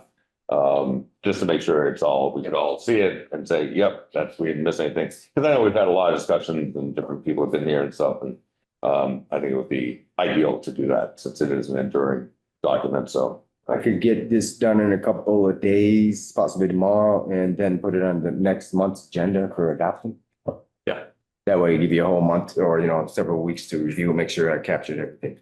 And bring any, if there's any extra comments, just, we won't go through it line by line or section by section, it's just share your comments. Word by word. We have made some good improvements, so it's been a good discussion. What do you mean by share your comments? Bring them to the next Yeah, meeting? bring them to the meeting, Okay. not share them. Not online. I'm assuming we're just confirming that everything we've done is. Yeah. Yeah, It would make sense to vote on a clean copy of. Yeah. yeah. Just because we've made changes over so many months. So. Yeah. It's a good idea. All right, we have a few more things to cover. We don't have to cover everything today. Hey, Jeff, can I raise one question? I was trying to ask a question earlier when I didn't have kind of audio working properly. So, and it's probably irrelevant, but Victor, I was going to offer if there was a need for someone else to be on the CPC committee, that I would be happy to do that. The question I had was, I didn't know whether alternates actually can serve on these committees. But again, that may well be moot, but I was trying to put my hand up to say, if Victor, you didn't want to do it, I'd be happy to. I'll be glad to do it. Yeah, you were mute, but I think it is moot. I don't think alternates can either serve as officers or on committees, is my. Perfect. Thank you, George. Do you agree, Eric? Yes. Yeah. Thank you for your willingness anyway. Yeah, thank you. Another time. I have to get the word plan. All right, so we have three more discussion items. Two of them are a little open-ended. So these are things we've wanted to talk about in the past and just haven't been able to because they're not on the agenda, or we haven't had a prompt to do so. But downtown design guidelines and the site plan review, major development review is something I guess we should just keep on the agenda for a while. It's not something we're going to act on right away, but I was going through them, and so we could choose to talk about that tonight if we want. There's also the enforcement of site plan approval conditions. And Eric, I wanted to ask you about this potential sale. Is that a time sensitive thing? Should we just check that one off the list real quick so that? I was gonna say that the 30-day comment period has come and gone, and the mayor's already received the comments, so we missed the opportunity. Okay. The opportunity. Oh, too bad. It didn't seem. I mean, the comments we received were only for a couple of departments. Recreation had no issues whatsoever with selling the land. My department has no issues with the city selling the land. Recreation myself. Who else did I get comments from? Not many comments were received. There is no municipal purpose for this. It should be sold. The only issue was right of access for 6 neighboring properties. And that would have to be in the deed if the mayor chooses to move forward with the sale. So it's not really our decision. We just had the chance. You to had the chance to say recommend or no, not, yeah. yes or Recommend or no, no. make a recommendation. If Uh-huh. you felt there was a public purpose for that land, you would have commented, no, you shouldn't sell, the city should use it for this public purpose. Okay.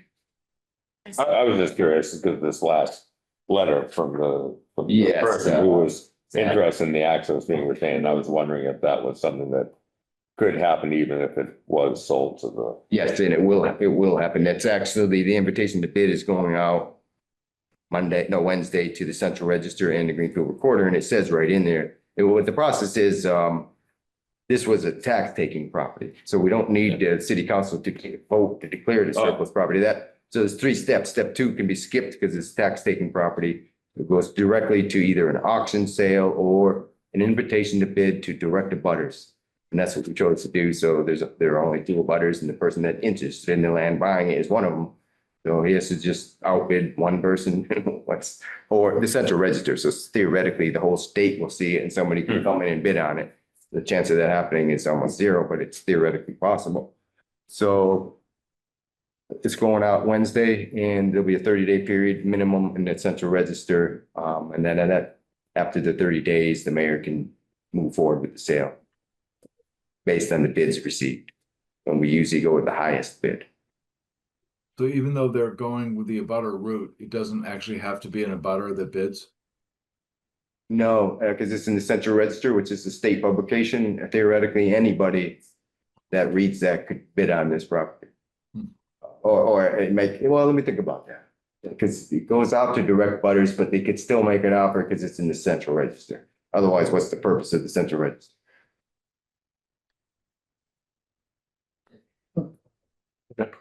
What's the purpose of the offer to abutters, you know? Oh, yeah, the person has a garage structure that's partly on that land and is in the process of selling the property and wants a clean situation for the sale. That's the purpose of them wanting to buy that piece of land. So likely someone else would want to inherit that Yes. encroachment. Okay. But it was made clear in the invitation to bid that will be sent out that the access to the neighboring abutters there must be a right of way to those written in the new deed. Yeah. It's too bad we can't magically increase the property lines of all of the abutters on the west side over to the other.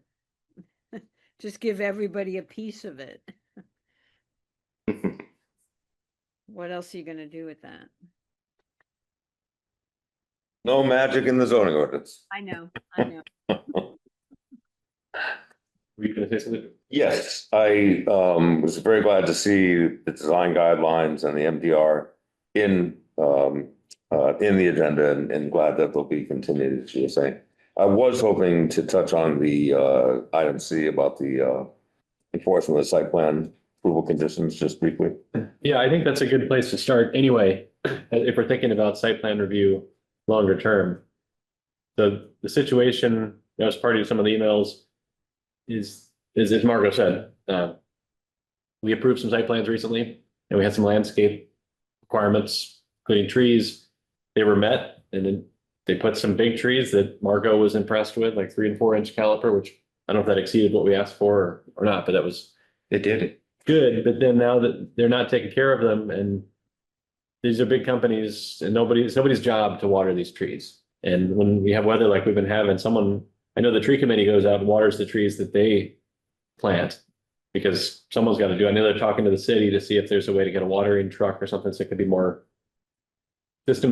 We just have more infrastructure, more resources to get these things watered. The first few years are critical years. So the question is, if we approve a condition for something that's potentially ephemeral, like a tree, and they get their building permit and they're good to go, what's the recourse if they don't take care of the trees, let them die?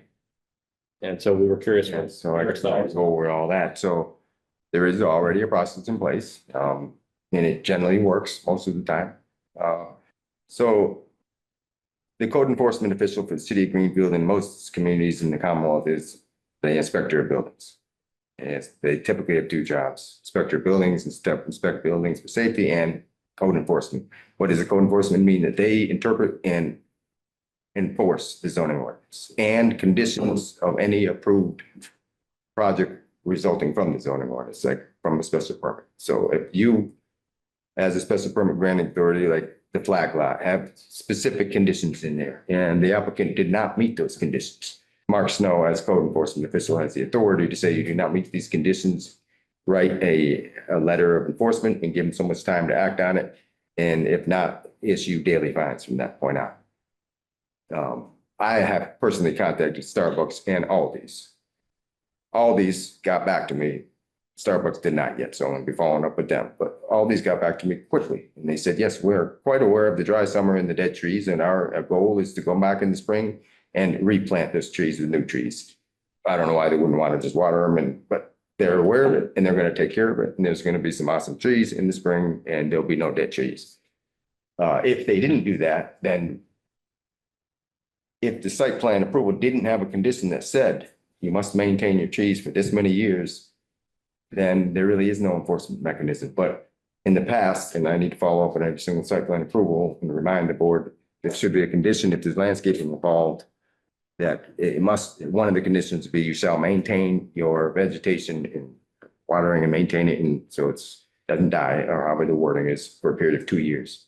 That's typically what the Conservation Commission does. All there's is a 2-year plan, timeframe where it must be, the agent gets to go out there and inspect it during a 2-year timeframe. And if anything is dead or dying, they have to deal with it. So it all works. It's just in this case, I don't think we put a specific condition. Starbucks said you must maintain your vegetation for 2 years. All these is gonna take care of their vegetation. They're a high-class store. They don't want dead vegetation on their property, so they're gonna deal with it. Starbucks, I would assume was the same, but I don't know because they didn't get back with me yet. So I need to reach out to them and say, you know, if they get a call from a city official saying, oh, you had a site plan approval and your trees are dying and you need to do something about it, 9 times out of 10, they do something about it. There we They Yeah, should- I don't remember that we've done 2 years, but I think that in addition to the planting of certain, vegetation and trees, that we did specify maintenance was part of the condition. So it's not just you stick them in there and good luck. I believe maintenance. Yeah, even if that language is in there, you must maintain your vegetation, then we have enforcement. That's what I was gonna say. Why would we have 2 years? As long as they own the property, they should maintain their trees and plant it. So it should just say maintain. Maintains even better. Yeah. Conservation Commission does 2 years where they get to actually go there and inspect it, agent, a city official. That is different than us, but they have to, I like the word maintain. That's what you have used in the past. I think that's what the Starbucks approval said. So that means that it can be enforced by the code enforcement official. Yeah. And the first thing you do is informal compliance. So you try to work with them, call them up and say, hey, then you become heavy-handed enforcement once they. Did you call the store manager or who do you call for Starbucks? I reached out to, you remember Carolyn Armstrong that presented the project to the board? There was somebody who replaced her, Danielle. I reached out to her and I said, please give me the contact information to Starbucks officials that maintain the vegetation or are responsible for vegetation on sites, landscaping. She got me that information. And then I reached out to those individuals. And one individual said, yep, I'm forwarding it to this guy. We'll get right on it. But that guy hasn't responded yet. That was like a couple of days ago. They have to have a property manager. Sure. It's tricky because these companies, I think, lease their property from, like it's not the store manager that is in charge of Like a property maintenance. It's, yeah. Exactly. It could be it's some, all different people. yep, exactly. Yeah. There's some guy that's in a different state that's responsible for it. Yeah. You never know how their system works, but. Right. But so just the main point is that I don't think anything special needs to be done other than paying attention to conditions and and paying attention to the site plan. Like, for example, when all these got their site plan approved and then they went through the process, built the project, what I do is a final site inspection. I go out there and count parking spaces, count trees. Did they do every single thing they said on this site plan? And yes, okay, I sign up on it. Just like the building inspector does a final inspection and make sure everything in the building meets state building code and he signs off on it. Issues the CO. I don't issue anything. I just sign off.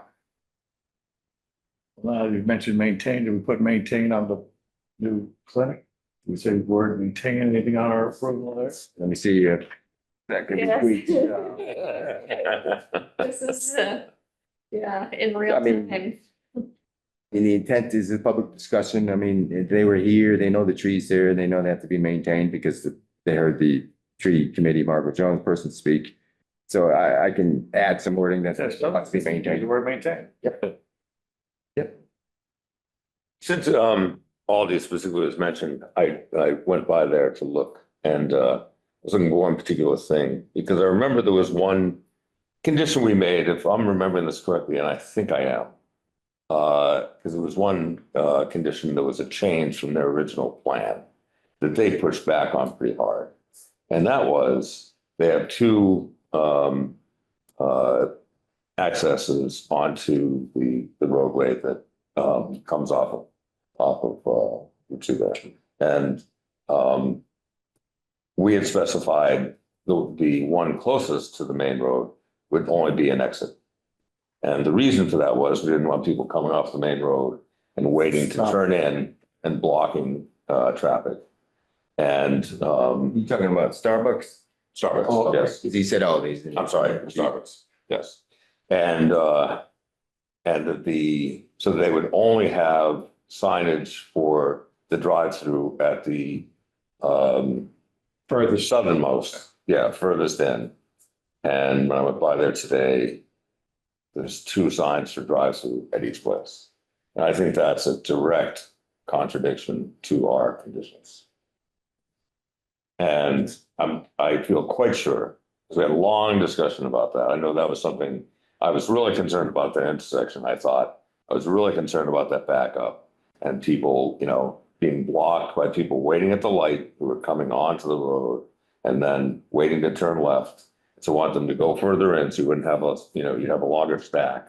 Well, so one response is we tell them, well, you didn't comply with the condition, so go fix it. What if conditions change? Like, what if they can demonstrate that this is not creating the problem we envisioned? How would it be? I don't know, but I mean, like, that could be the recourse. If they agreed to that in bad faith because they always thought, well, we want people to just drive in wherever. Yeah, clearly put the sign in a place we asked them not to. I sense they thought we were wrong. And it appears they ignored, but we're not just giving advice. We're giving a condition. Condition. And so, I'm thinking, well, maybe it turns out it wasn't as necessary as I thought, and as we collectively thought, and as we conditioned. Maybe that's true, but it wasn't just a suggestion. Yeah, well, they can come back and tell us that if they think. So we could, I guess, you're saying we should. I'm just pointing out, since we have this on the agenda. Yeah. And just one example was about the, lack of care for the vegetation. And this was just another example at that same site, the Starbucks. Already in the street view. They should remove the sign. Only It's not entrance. supposed Do to. you see that right there? And then it's- if it turns in practice not to be an issue, that's great, but they shouldn't be advertised. Drive-through, there's two drive-through signs pointing in. That's not what we. What about the other entrance? The one further up? And the same thing at the other part. Drive-through. And we had So said. you didn't want traffic taking a left Right off. immediately. Because then Because it they would might wait. back up traffic, It's yeah. Onto the road. Yeah. They're not meeting the obligations of the permit. You gotta remove And them. that's my, do other people remember that? Yeah. Right. Yes, I Maybe remember that. Yeah. I do remember But that. I went to the site early. I thought I went to the site early when they first did it and they met that. I don't remember seeing those 4 signs before. I remember going by and said, oh, they did what we said. Did they change it later? I'll have to reach out to them. Yeah, the science may come up later. Yeah. Yeah, I would tell them to remove them. Like I said, practice. There's been other instances, like there was, the,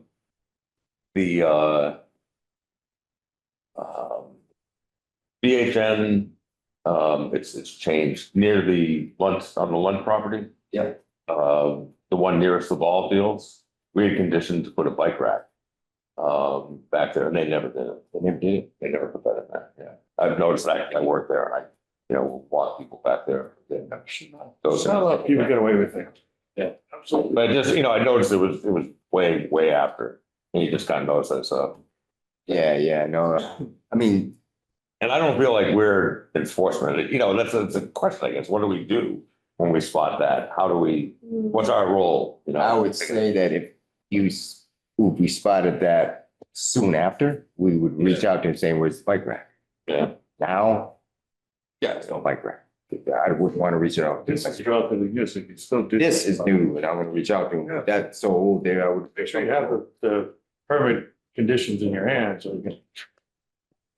Oh, no, yeah, no, I'll reach right out to the Danielle that gave me the initial information and say, look, now that we're dealing with this landscaping issue, we know these. I thought, sure, I was right about We need to that. remove them.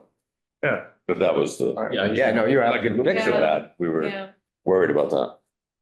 And we don't ever implement any bonds or requirements to, I mean, some projects I've done in Holyoke, we have to get a bond.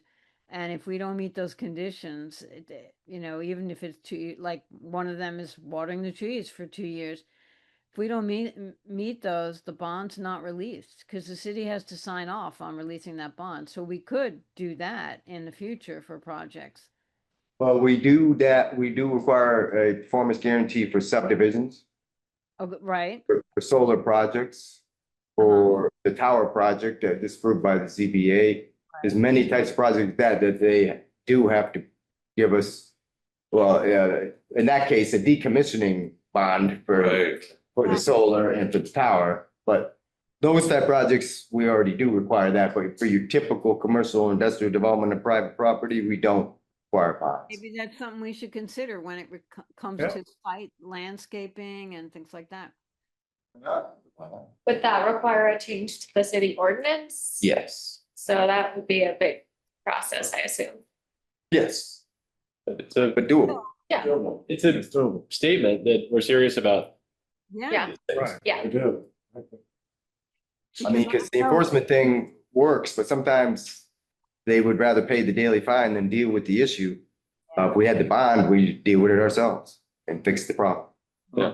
It's funny because in Holyoke, they had that requirement and nobody was ever enforcing it. And believe me, when they started enforcing it, people started getting in line and doing what they were supposed to do because money talks.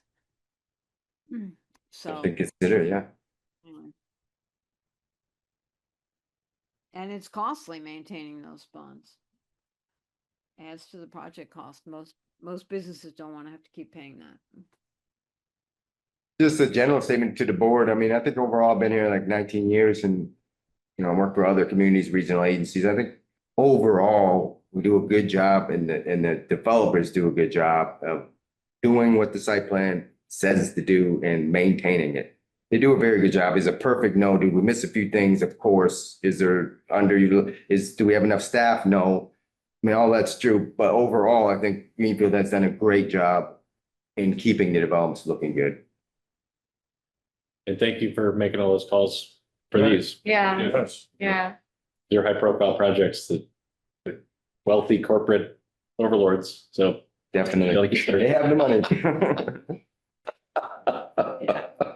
the worrisome thing is if it's cheaper for them somehow to just plant new trees every year than to hire someone to water them. I know, that is very worrisome.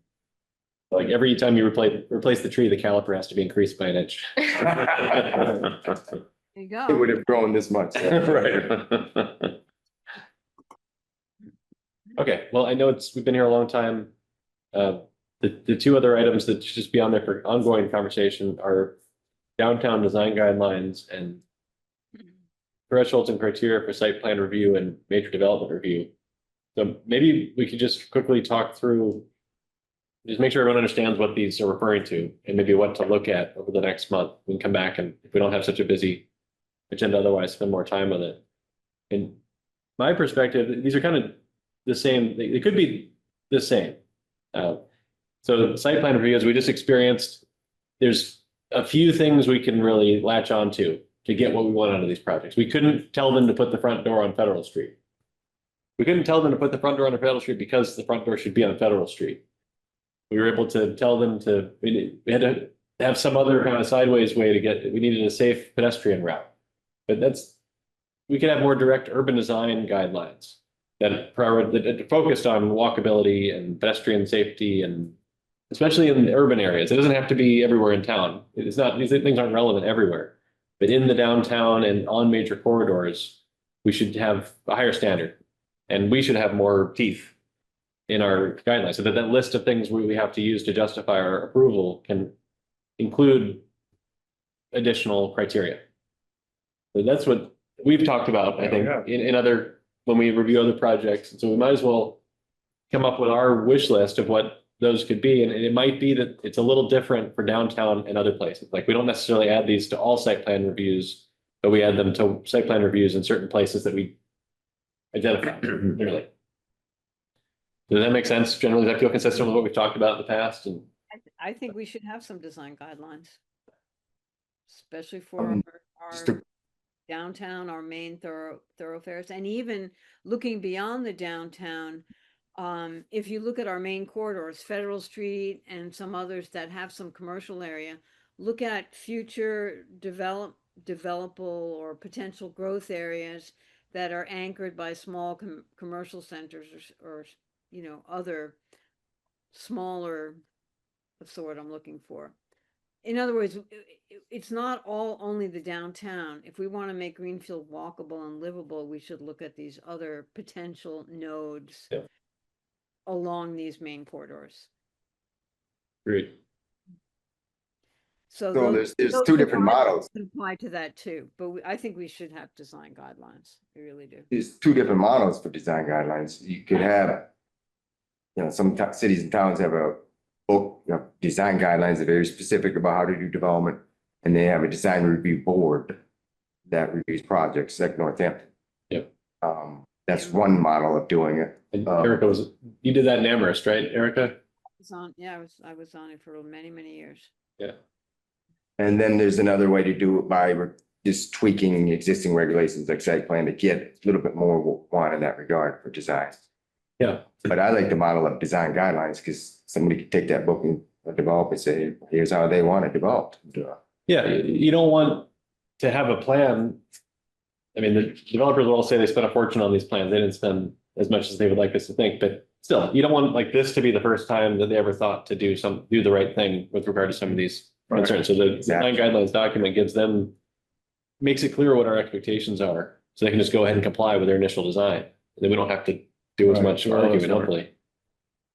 So, I mean, one question is, if we add a design review board to all the boards and committees that the city has, that many more people that need to staff something, could we be that design review board? It would probably be a representative or two from the planning board. It would be joining people from joining others to be on this design review board. Could be inspector of buildings. It could be, I don't know. You know the makeup, Erica, and Amherst? So in Amherst, it was people were appointed, and it was the purview of the review board was a recommendation that was then passed on to the planning board. So we had to look at things and make our recommendations, and then the planning board, when they were approving a project, would take that into account. It wasn't 100% enforceable. It was a recommendation. Some other towns it's actually enforceable, but in Amherst it was a recommendation. But we had developers coming in with projects, and you know, the main point of that is like, look, we want you to be successful. We looked at signage, we looked at facades, and most people listened to our recommendations, and some of them came back many, many times. There were some actually very large controversial projects that were developed that the design was completely changed because there was so much input from the neighborhood about the original design, being for suburban strip mall and not a downtown gateway parcel. So they completely changed the design. And they didn't have to, but they did because there was so much pressure from the public. So it can be just recommendations and advising, and most planning boards will enforce those if they agree. But you can also make it a requirement. But there's one thing I keep mentioning this because we changed that height limitation. And downtown, if you look at our street cross section and building heights, that new 80-foot is just really too high for the too high, in my opinion, for the width of our street. And that's a place where having design guidelines that are enforceable, you could say, nope, this street facade, if you're going to go high, you got to step back. I'm just giving that example because it's such an issue, and I've been looking at these cross sections on Main Street, and that's an example to me where saying, yep, these are the design guidelines for development on these parcels on this street. If you want to go this high, you got to step it back. Tom? Well, Erica, if it's a recommendation from the design No, I'm saying board, it doesn't have to be. I understand, but it sounds like for the planning board, it actually gives the planning board quite a bit of teeth because the planning board actually, it's a recommendation to the planning board, but the planning board can now make decisions based on the compliance with the design review. Right. And it's an informed decision. Right. Because So that's, It gives a lot of power to the planning board. so I think to your point, Tom, Erica, you're saying that the planning board doesn't, in that case, planning board doesn't have to listen to the design review board, but the planning board can base an approval or denial on the basis of compliance with the design guidelines themselves. Yeah. Okay, so the approval is still tied to the guidelines. That makes sense. But it feels like we can have a little bit of both potentially. We can add some things to the site plan review criteria in the zoning ordinance. And or have a design review board and or have a design guidelines document. I think there's a number of tools we could bring. And maybe like I think there's some just absolutely critical things that you can write in a sentence in the zoning, and it's got to make sense. And then there's the nuance, which is really important too, that a design guidelines book could incorporate, and then you can modify that book in a less onerous way than modifying the zoning too, presumably. Exactly. So if you have a better idea, a new thought, a new design material gets introduced to the industry, we can address that in that guideline without having to have joint public hearings and go to council. But Exactly. some actually make it enforceable. So we have that option, and you can make certain aspects enforceable or do a blend or whatever. But it can be either or. Okay. But the issue of our design review board is always staffing it, and are there enough volunteers or enough people? Is it another level of, so I like your way of saying that there's many ways of doing it. You just could have a design guide booklet to hand out developers. The review board is good, but I am just worried about keeping it filled, like the agricultural commission. It's never full. Eric, Barely meet. what kind of process is necessary to kind of consider this? Because I assume there would be a lot of people that would be interested in weighing in on this. Yeah, I mean, the board could hold public informational meetings, or the department.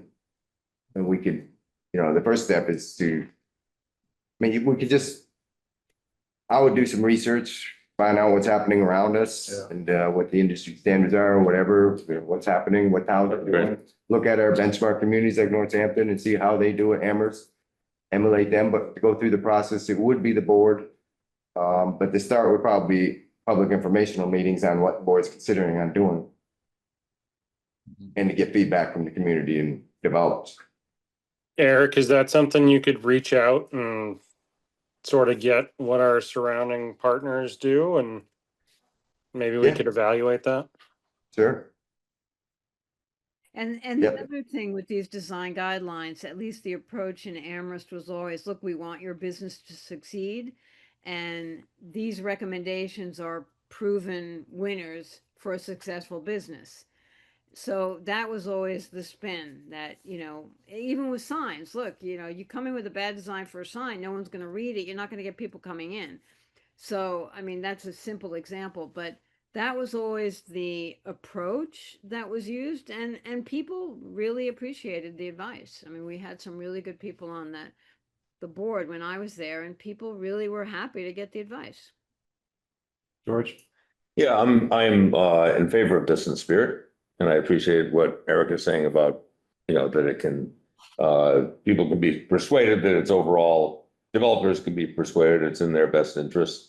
I'm also aware that if you're talking about something that's going to be a change to an ordinance or a change, forming a new board or something like that, some of the reaction could be from the public and the council could be, you're putting another barrier to development, another hurdle. We're not Northampton, we're not Amherst. This is Greenfield, whatever, let's let them build.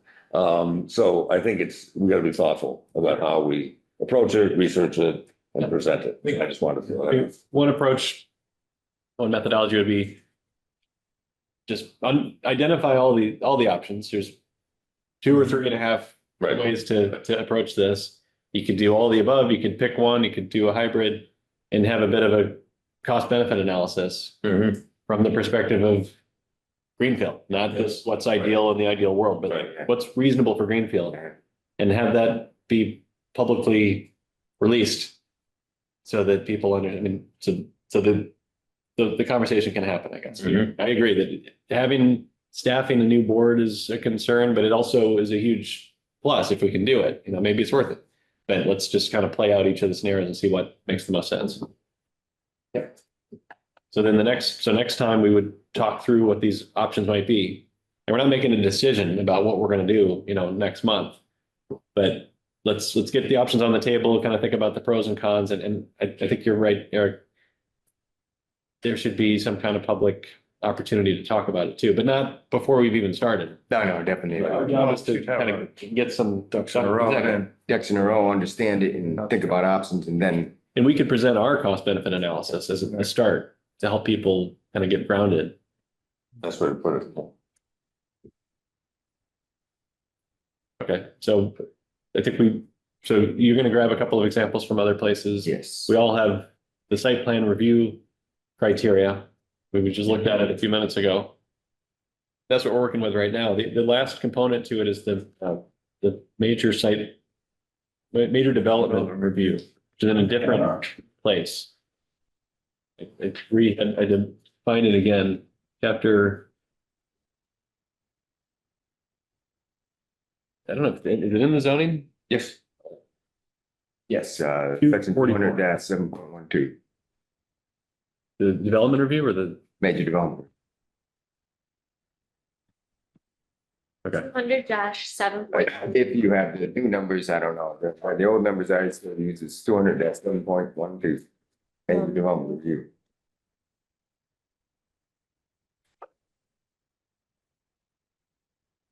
See if you have the new ordinance. I have the new one. Oh, yeah. Thank you for this, by the way, Eric. I got this one. Okay. Perfectly, yeah. So what section is it in? 200-7.12. 2, if you're using that version of the ordinance, not the E code online. It's on page 102 of, The new one?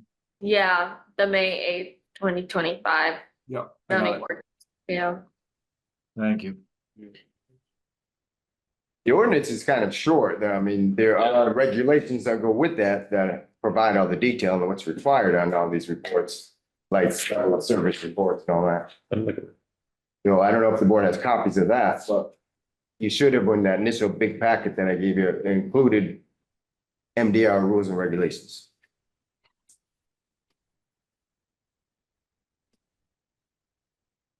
So we should just look at that again. Yeah. And I mean, whether or not, so not everything gets elevated to MDR. As we've That was seen. part of our discussion. Yeah. We're trying to decide, should anything that happens in the downtown area be an MDR for us? Should we review everything that happens in certain areas or not? I think that's what the discussion started on. Correct. So many things were happening that we never saw. We kind of concerned about whether that's how we want. Yeah, so one of the tools in the toolbox is to make more things subject to development review. major development review. And if I can, Yeah. I wasn't able to print it. So I sent you something about the changes that happened, because you'll see in bold here, several things happened on March 20th, 2019. As far as changing of, some of the thresholds and who the SPGA is. One thing you won't find in here is a whole section was eliminated. And that was about expansions. So there was certain percentage of expansion of a project would have fallen under the MDR, and that was totally eliminated. So that would be one category of something that would. I remember talking about that, had something to do with traffic visits as well, was changed, and so. Oh, yeah. A bunch of that kind of stuff. Yep. Yeah. But that was a whole category of expansion. It was just eliminated, so you wouldn't even see a reference to it at this point. George, what is an expansion? I can't, well, it was, do you see that section of what I sent you? Again, I don't have it right in front of me. Yeah, basically it was said that any project of a certain size that is a 20% expansion of a certain type, 20% expansion, which is just adding more building area, expansion of the project, Would trigger an MDR. would trigger MDR. And that's what it used to be. Yeah. And, even if it's a by right use in the ordinance, the size kicks in, triggers the MDR and turns it into special permit. So like if it's a by right use, you guys review site plan reviews. So if it triggers MDR, you're the special permit granting authority. I know I've shared that. Are you seeing what I sent you? That should be shared with everybody, because that's something I've shared with the board in the past. I don't know if everybody who's on the board now had seen it, but that was from 2019. That was a comparison, the changes of what happened and. Kind of why it happened, too. Did you go into why it occurred or just what they did? On that document, it's just purely what it is. This was in relation to the library vote. That was the context of it, but this is just purely the numbers, and also, like I say, includes the section that was totally eliminated. So that, because that would be lost compared to, if you just looked at it now. Mentioned something about it, it's triggering a special permit. I don't think necessarily the idea was to be triggering special permit. I think the idea, as I remember, it was just to look at it so that we could see the project. I'm just saying now, the way it works. The way it works. If there's a by right use that you review Right. and it triggers MDR, like say there's a 50 lot subdivision that comes before you. Now it's a special permit That's a special. because it turned into MDR review. Okay. Thank you. Then it goes from the planning board over to the Board of Appeals in that case? No, We issue it. because site, you do by right site plan reviews. So let's say a retail store wants to come in the general commercial zone. Let's say all these. You guys would review that, but let's say they wanted to do 100,000 or whatever their threshold is now. Let's say the 150,000 square foot store. It's you would normally review that, but because it triggers MDR, it is now a special permit, and because you were the reviewing authority by right, under the regular by right, now you're the special permit granting authority. If it was a if it was a large scale solar project like the ZBA, well, we won't go with the solar because solar doesn't. Any other special permit that the ZBA normally does, and if it triggers MDR, there's still a special permit granting authority. But it says the MDR is now, that was one of the changes they made, that it would go before the ZBA. Oh, was that, they did that too? Yeah, that's right. That was one of the changes. That's what I'm reading. MDR.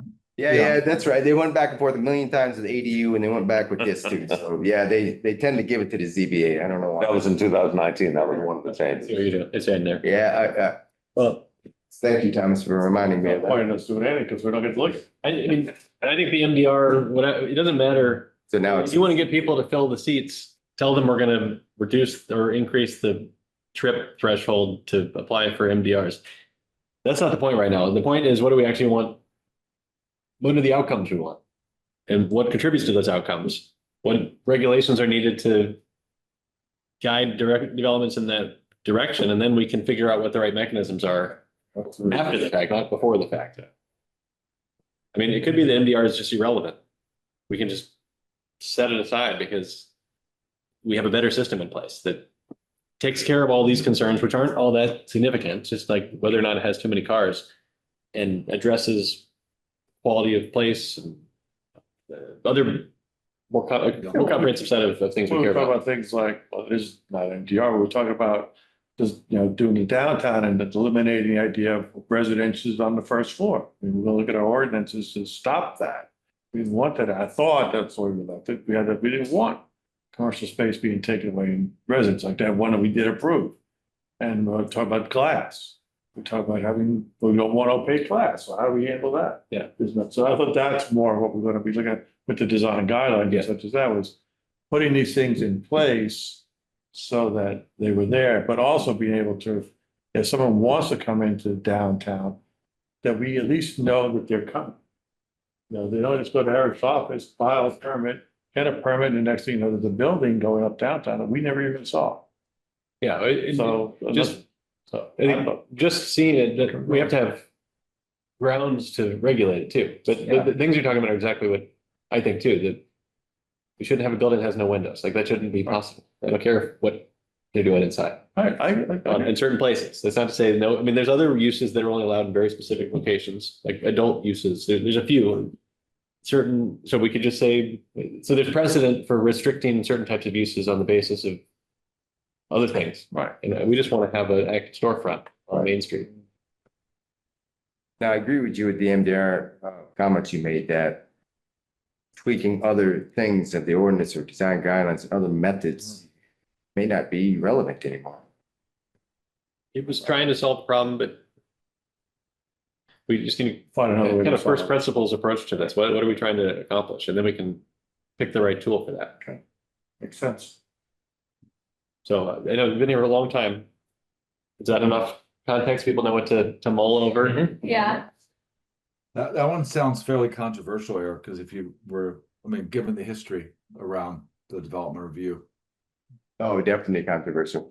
It will be very controversial. Well, how many, so just from a political standpoint, when was the last time MDR was triggered? Wilson's redevelopment project. Okay, and it's it. So the way it's For what currently did you say, Eric? The Wilson's redevelopment project? Yep. based on the current wording of the MDR, if that were to happen again, it would trigger again. Yes, 50 units. That, 50 units, yeah. That's what triggered that. yeah. Okay.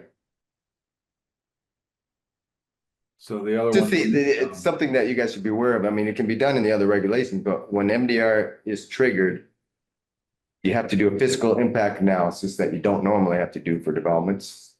You have to do an increased environmental assessment, maybe not in the downtown area, but other areas. The physical impact is important. How is it affecting the city sewer and wastewater treatment plant infrastructure and drainage and water infrastructure, all that. They'd have to take a deeper dive into that under major development review that they don't normally do. If it's not triggered. The traffic mitigation can be And the traffic mitigation, yeah, that's huge. pretty intense. I don't know where we could deal with that in other parts of the ordinance if we were to think about getting rid of MDR. And we're not thinking about We're getting, not thinking about that. We might get rid of it. Nope. it's just one of the tools to. Yeah, it's just another tool. Yeah, we're just talking. Just talking. Okay, well, I feel like we put it on the table. It will Yes. stay on the table for a while. We don't need to take it further. And there wasn't anything else on the agenda. Nope. So set next meeting date.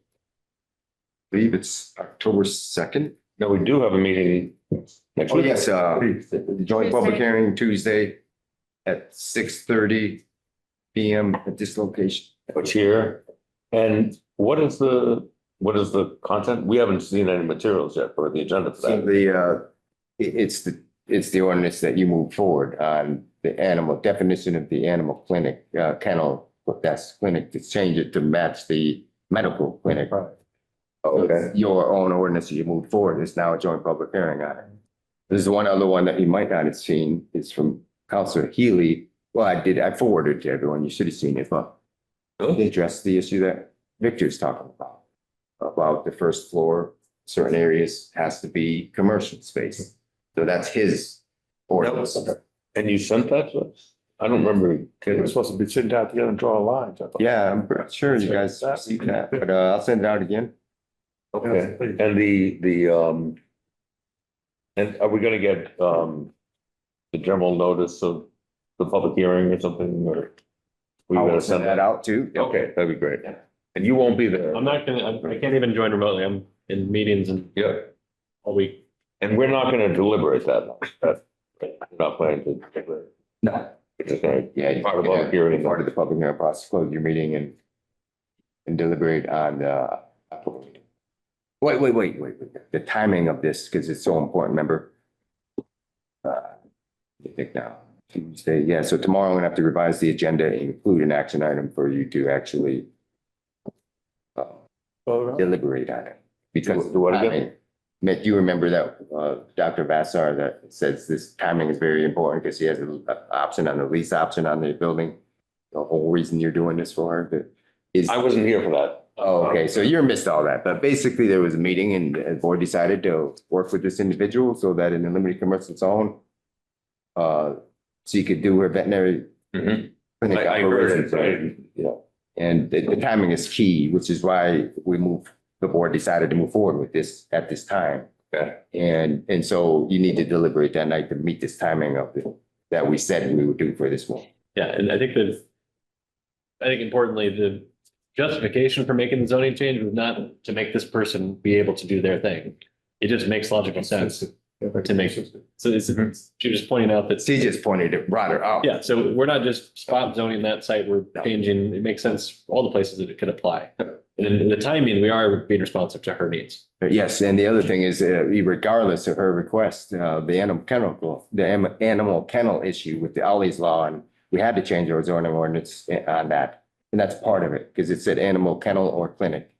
So we have to delete kennel because of Ollie's law. So that's something that would have moved forward with regardless of her request. Yeah, right.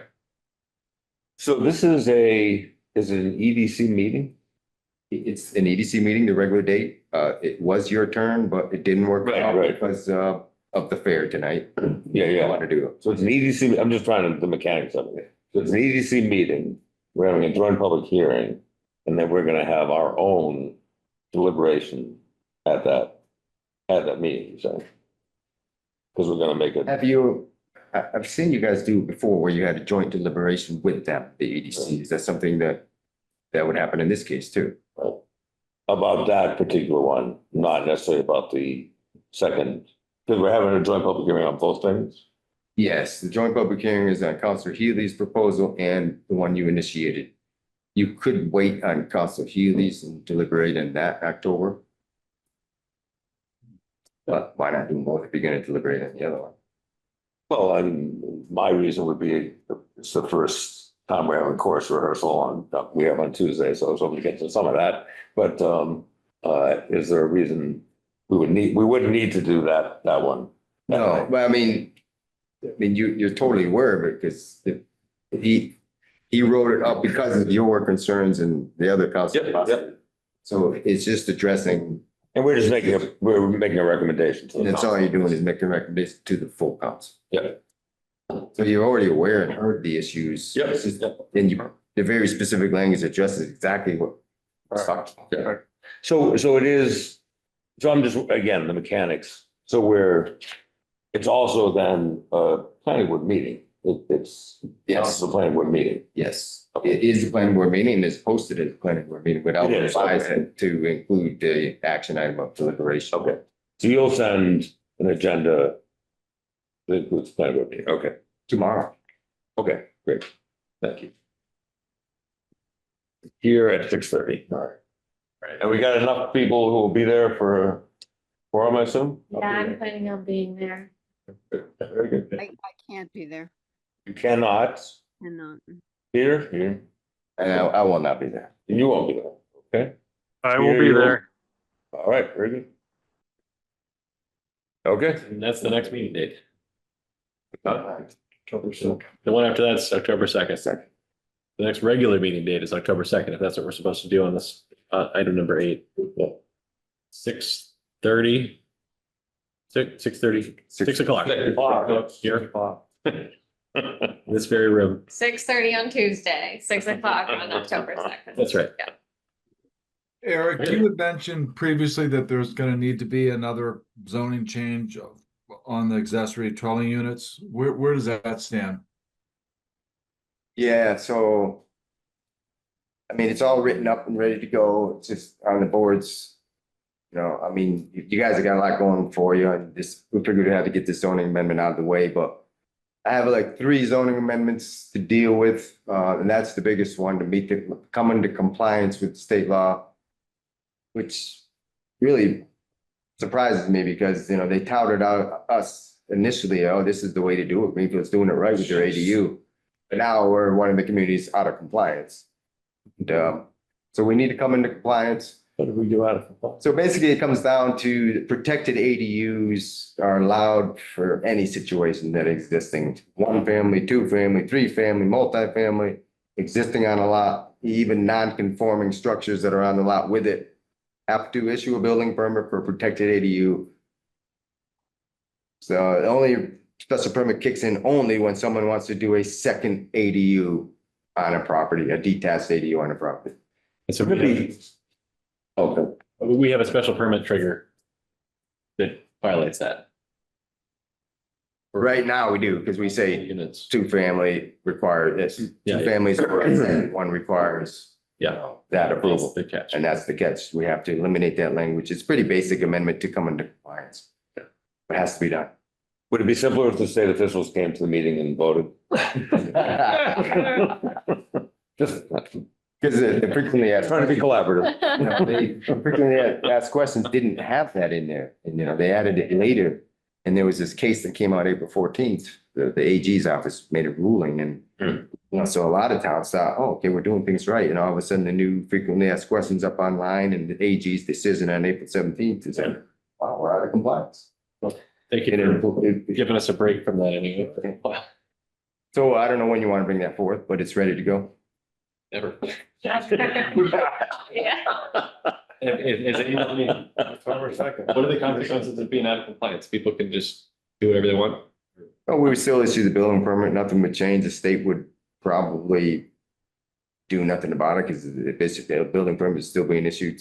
Probably would just be out of compliant ordinance that nobody even cares about. It's not like the MBTA Communities Act where like. No. Start withholding grant funding. No, nothing like that. Yeah, because as long as we're issuing building permits. Okay, well. We should fix it. Let's fix some of it. Well, okay, so I mean. If we can announce that we're gonna talk about it in a way that. Doesn't.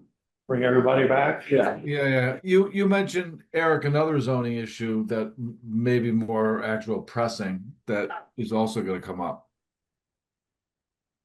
Well, let's see, there's a minor one.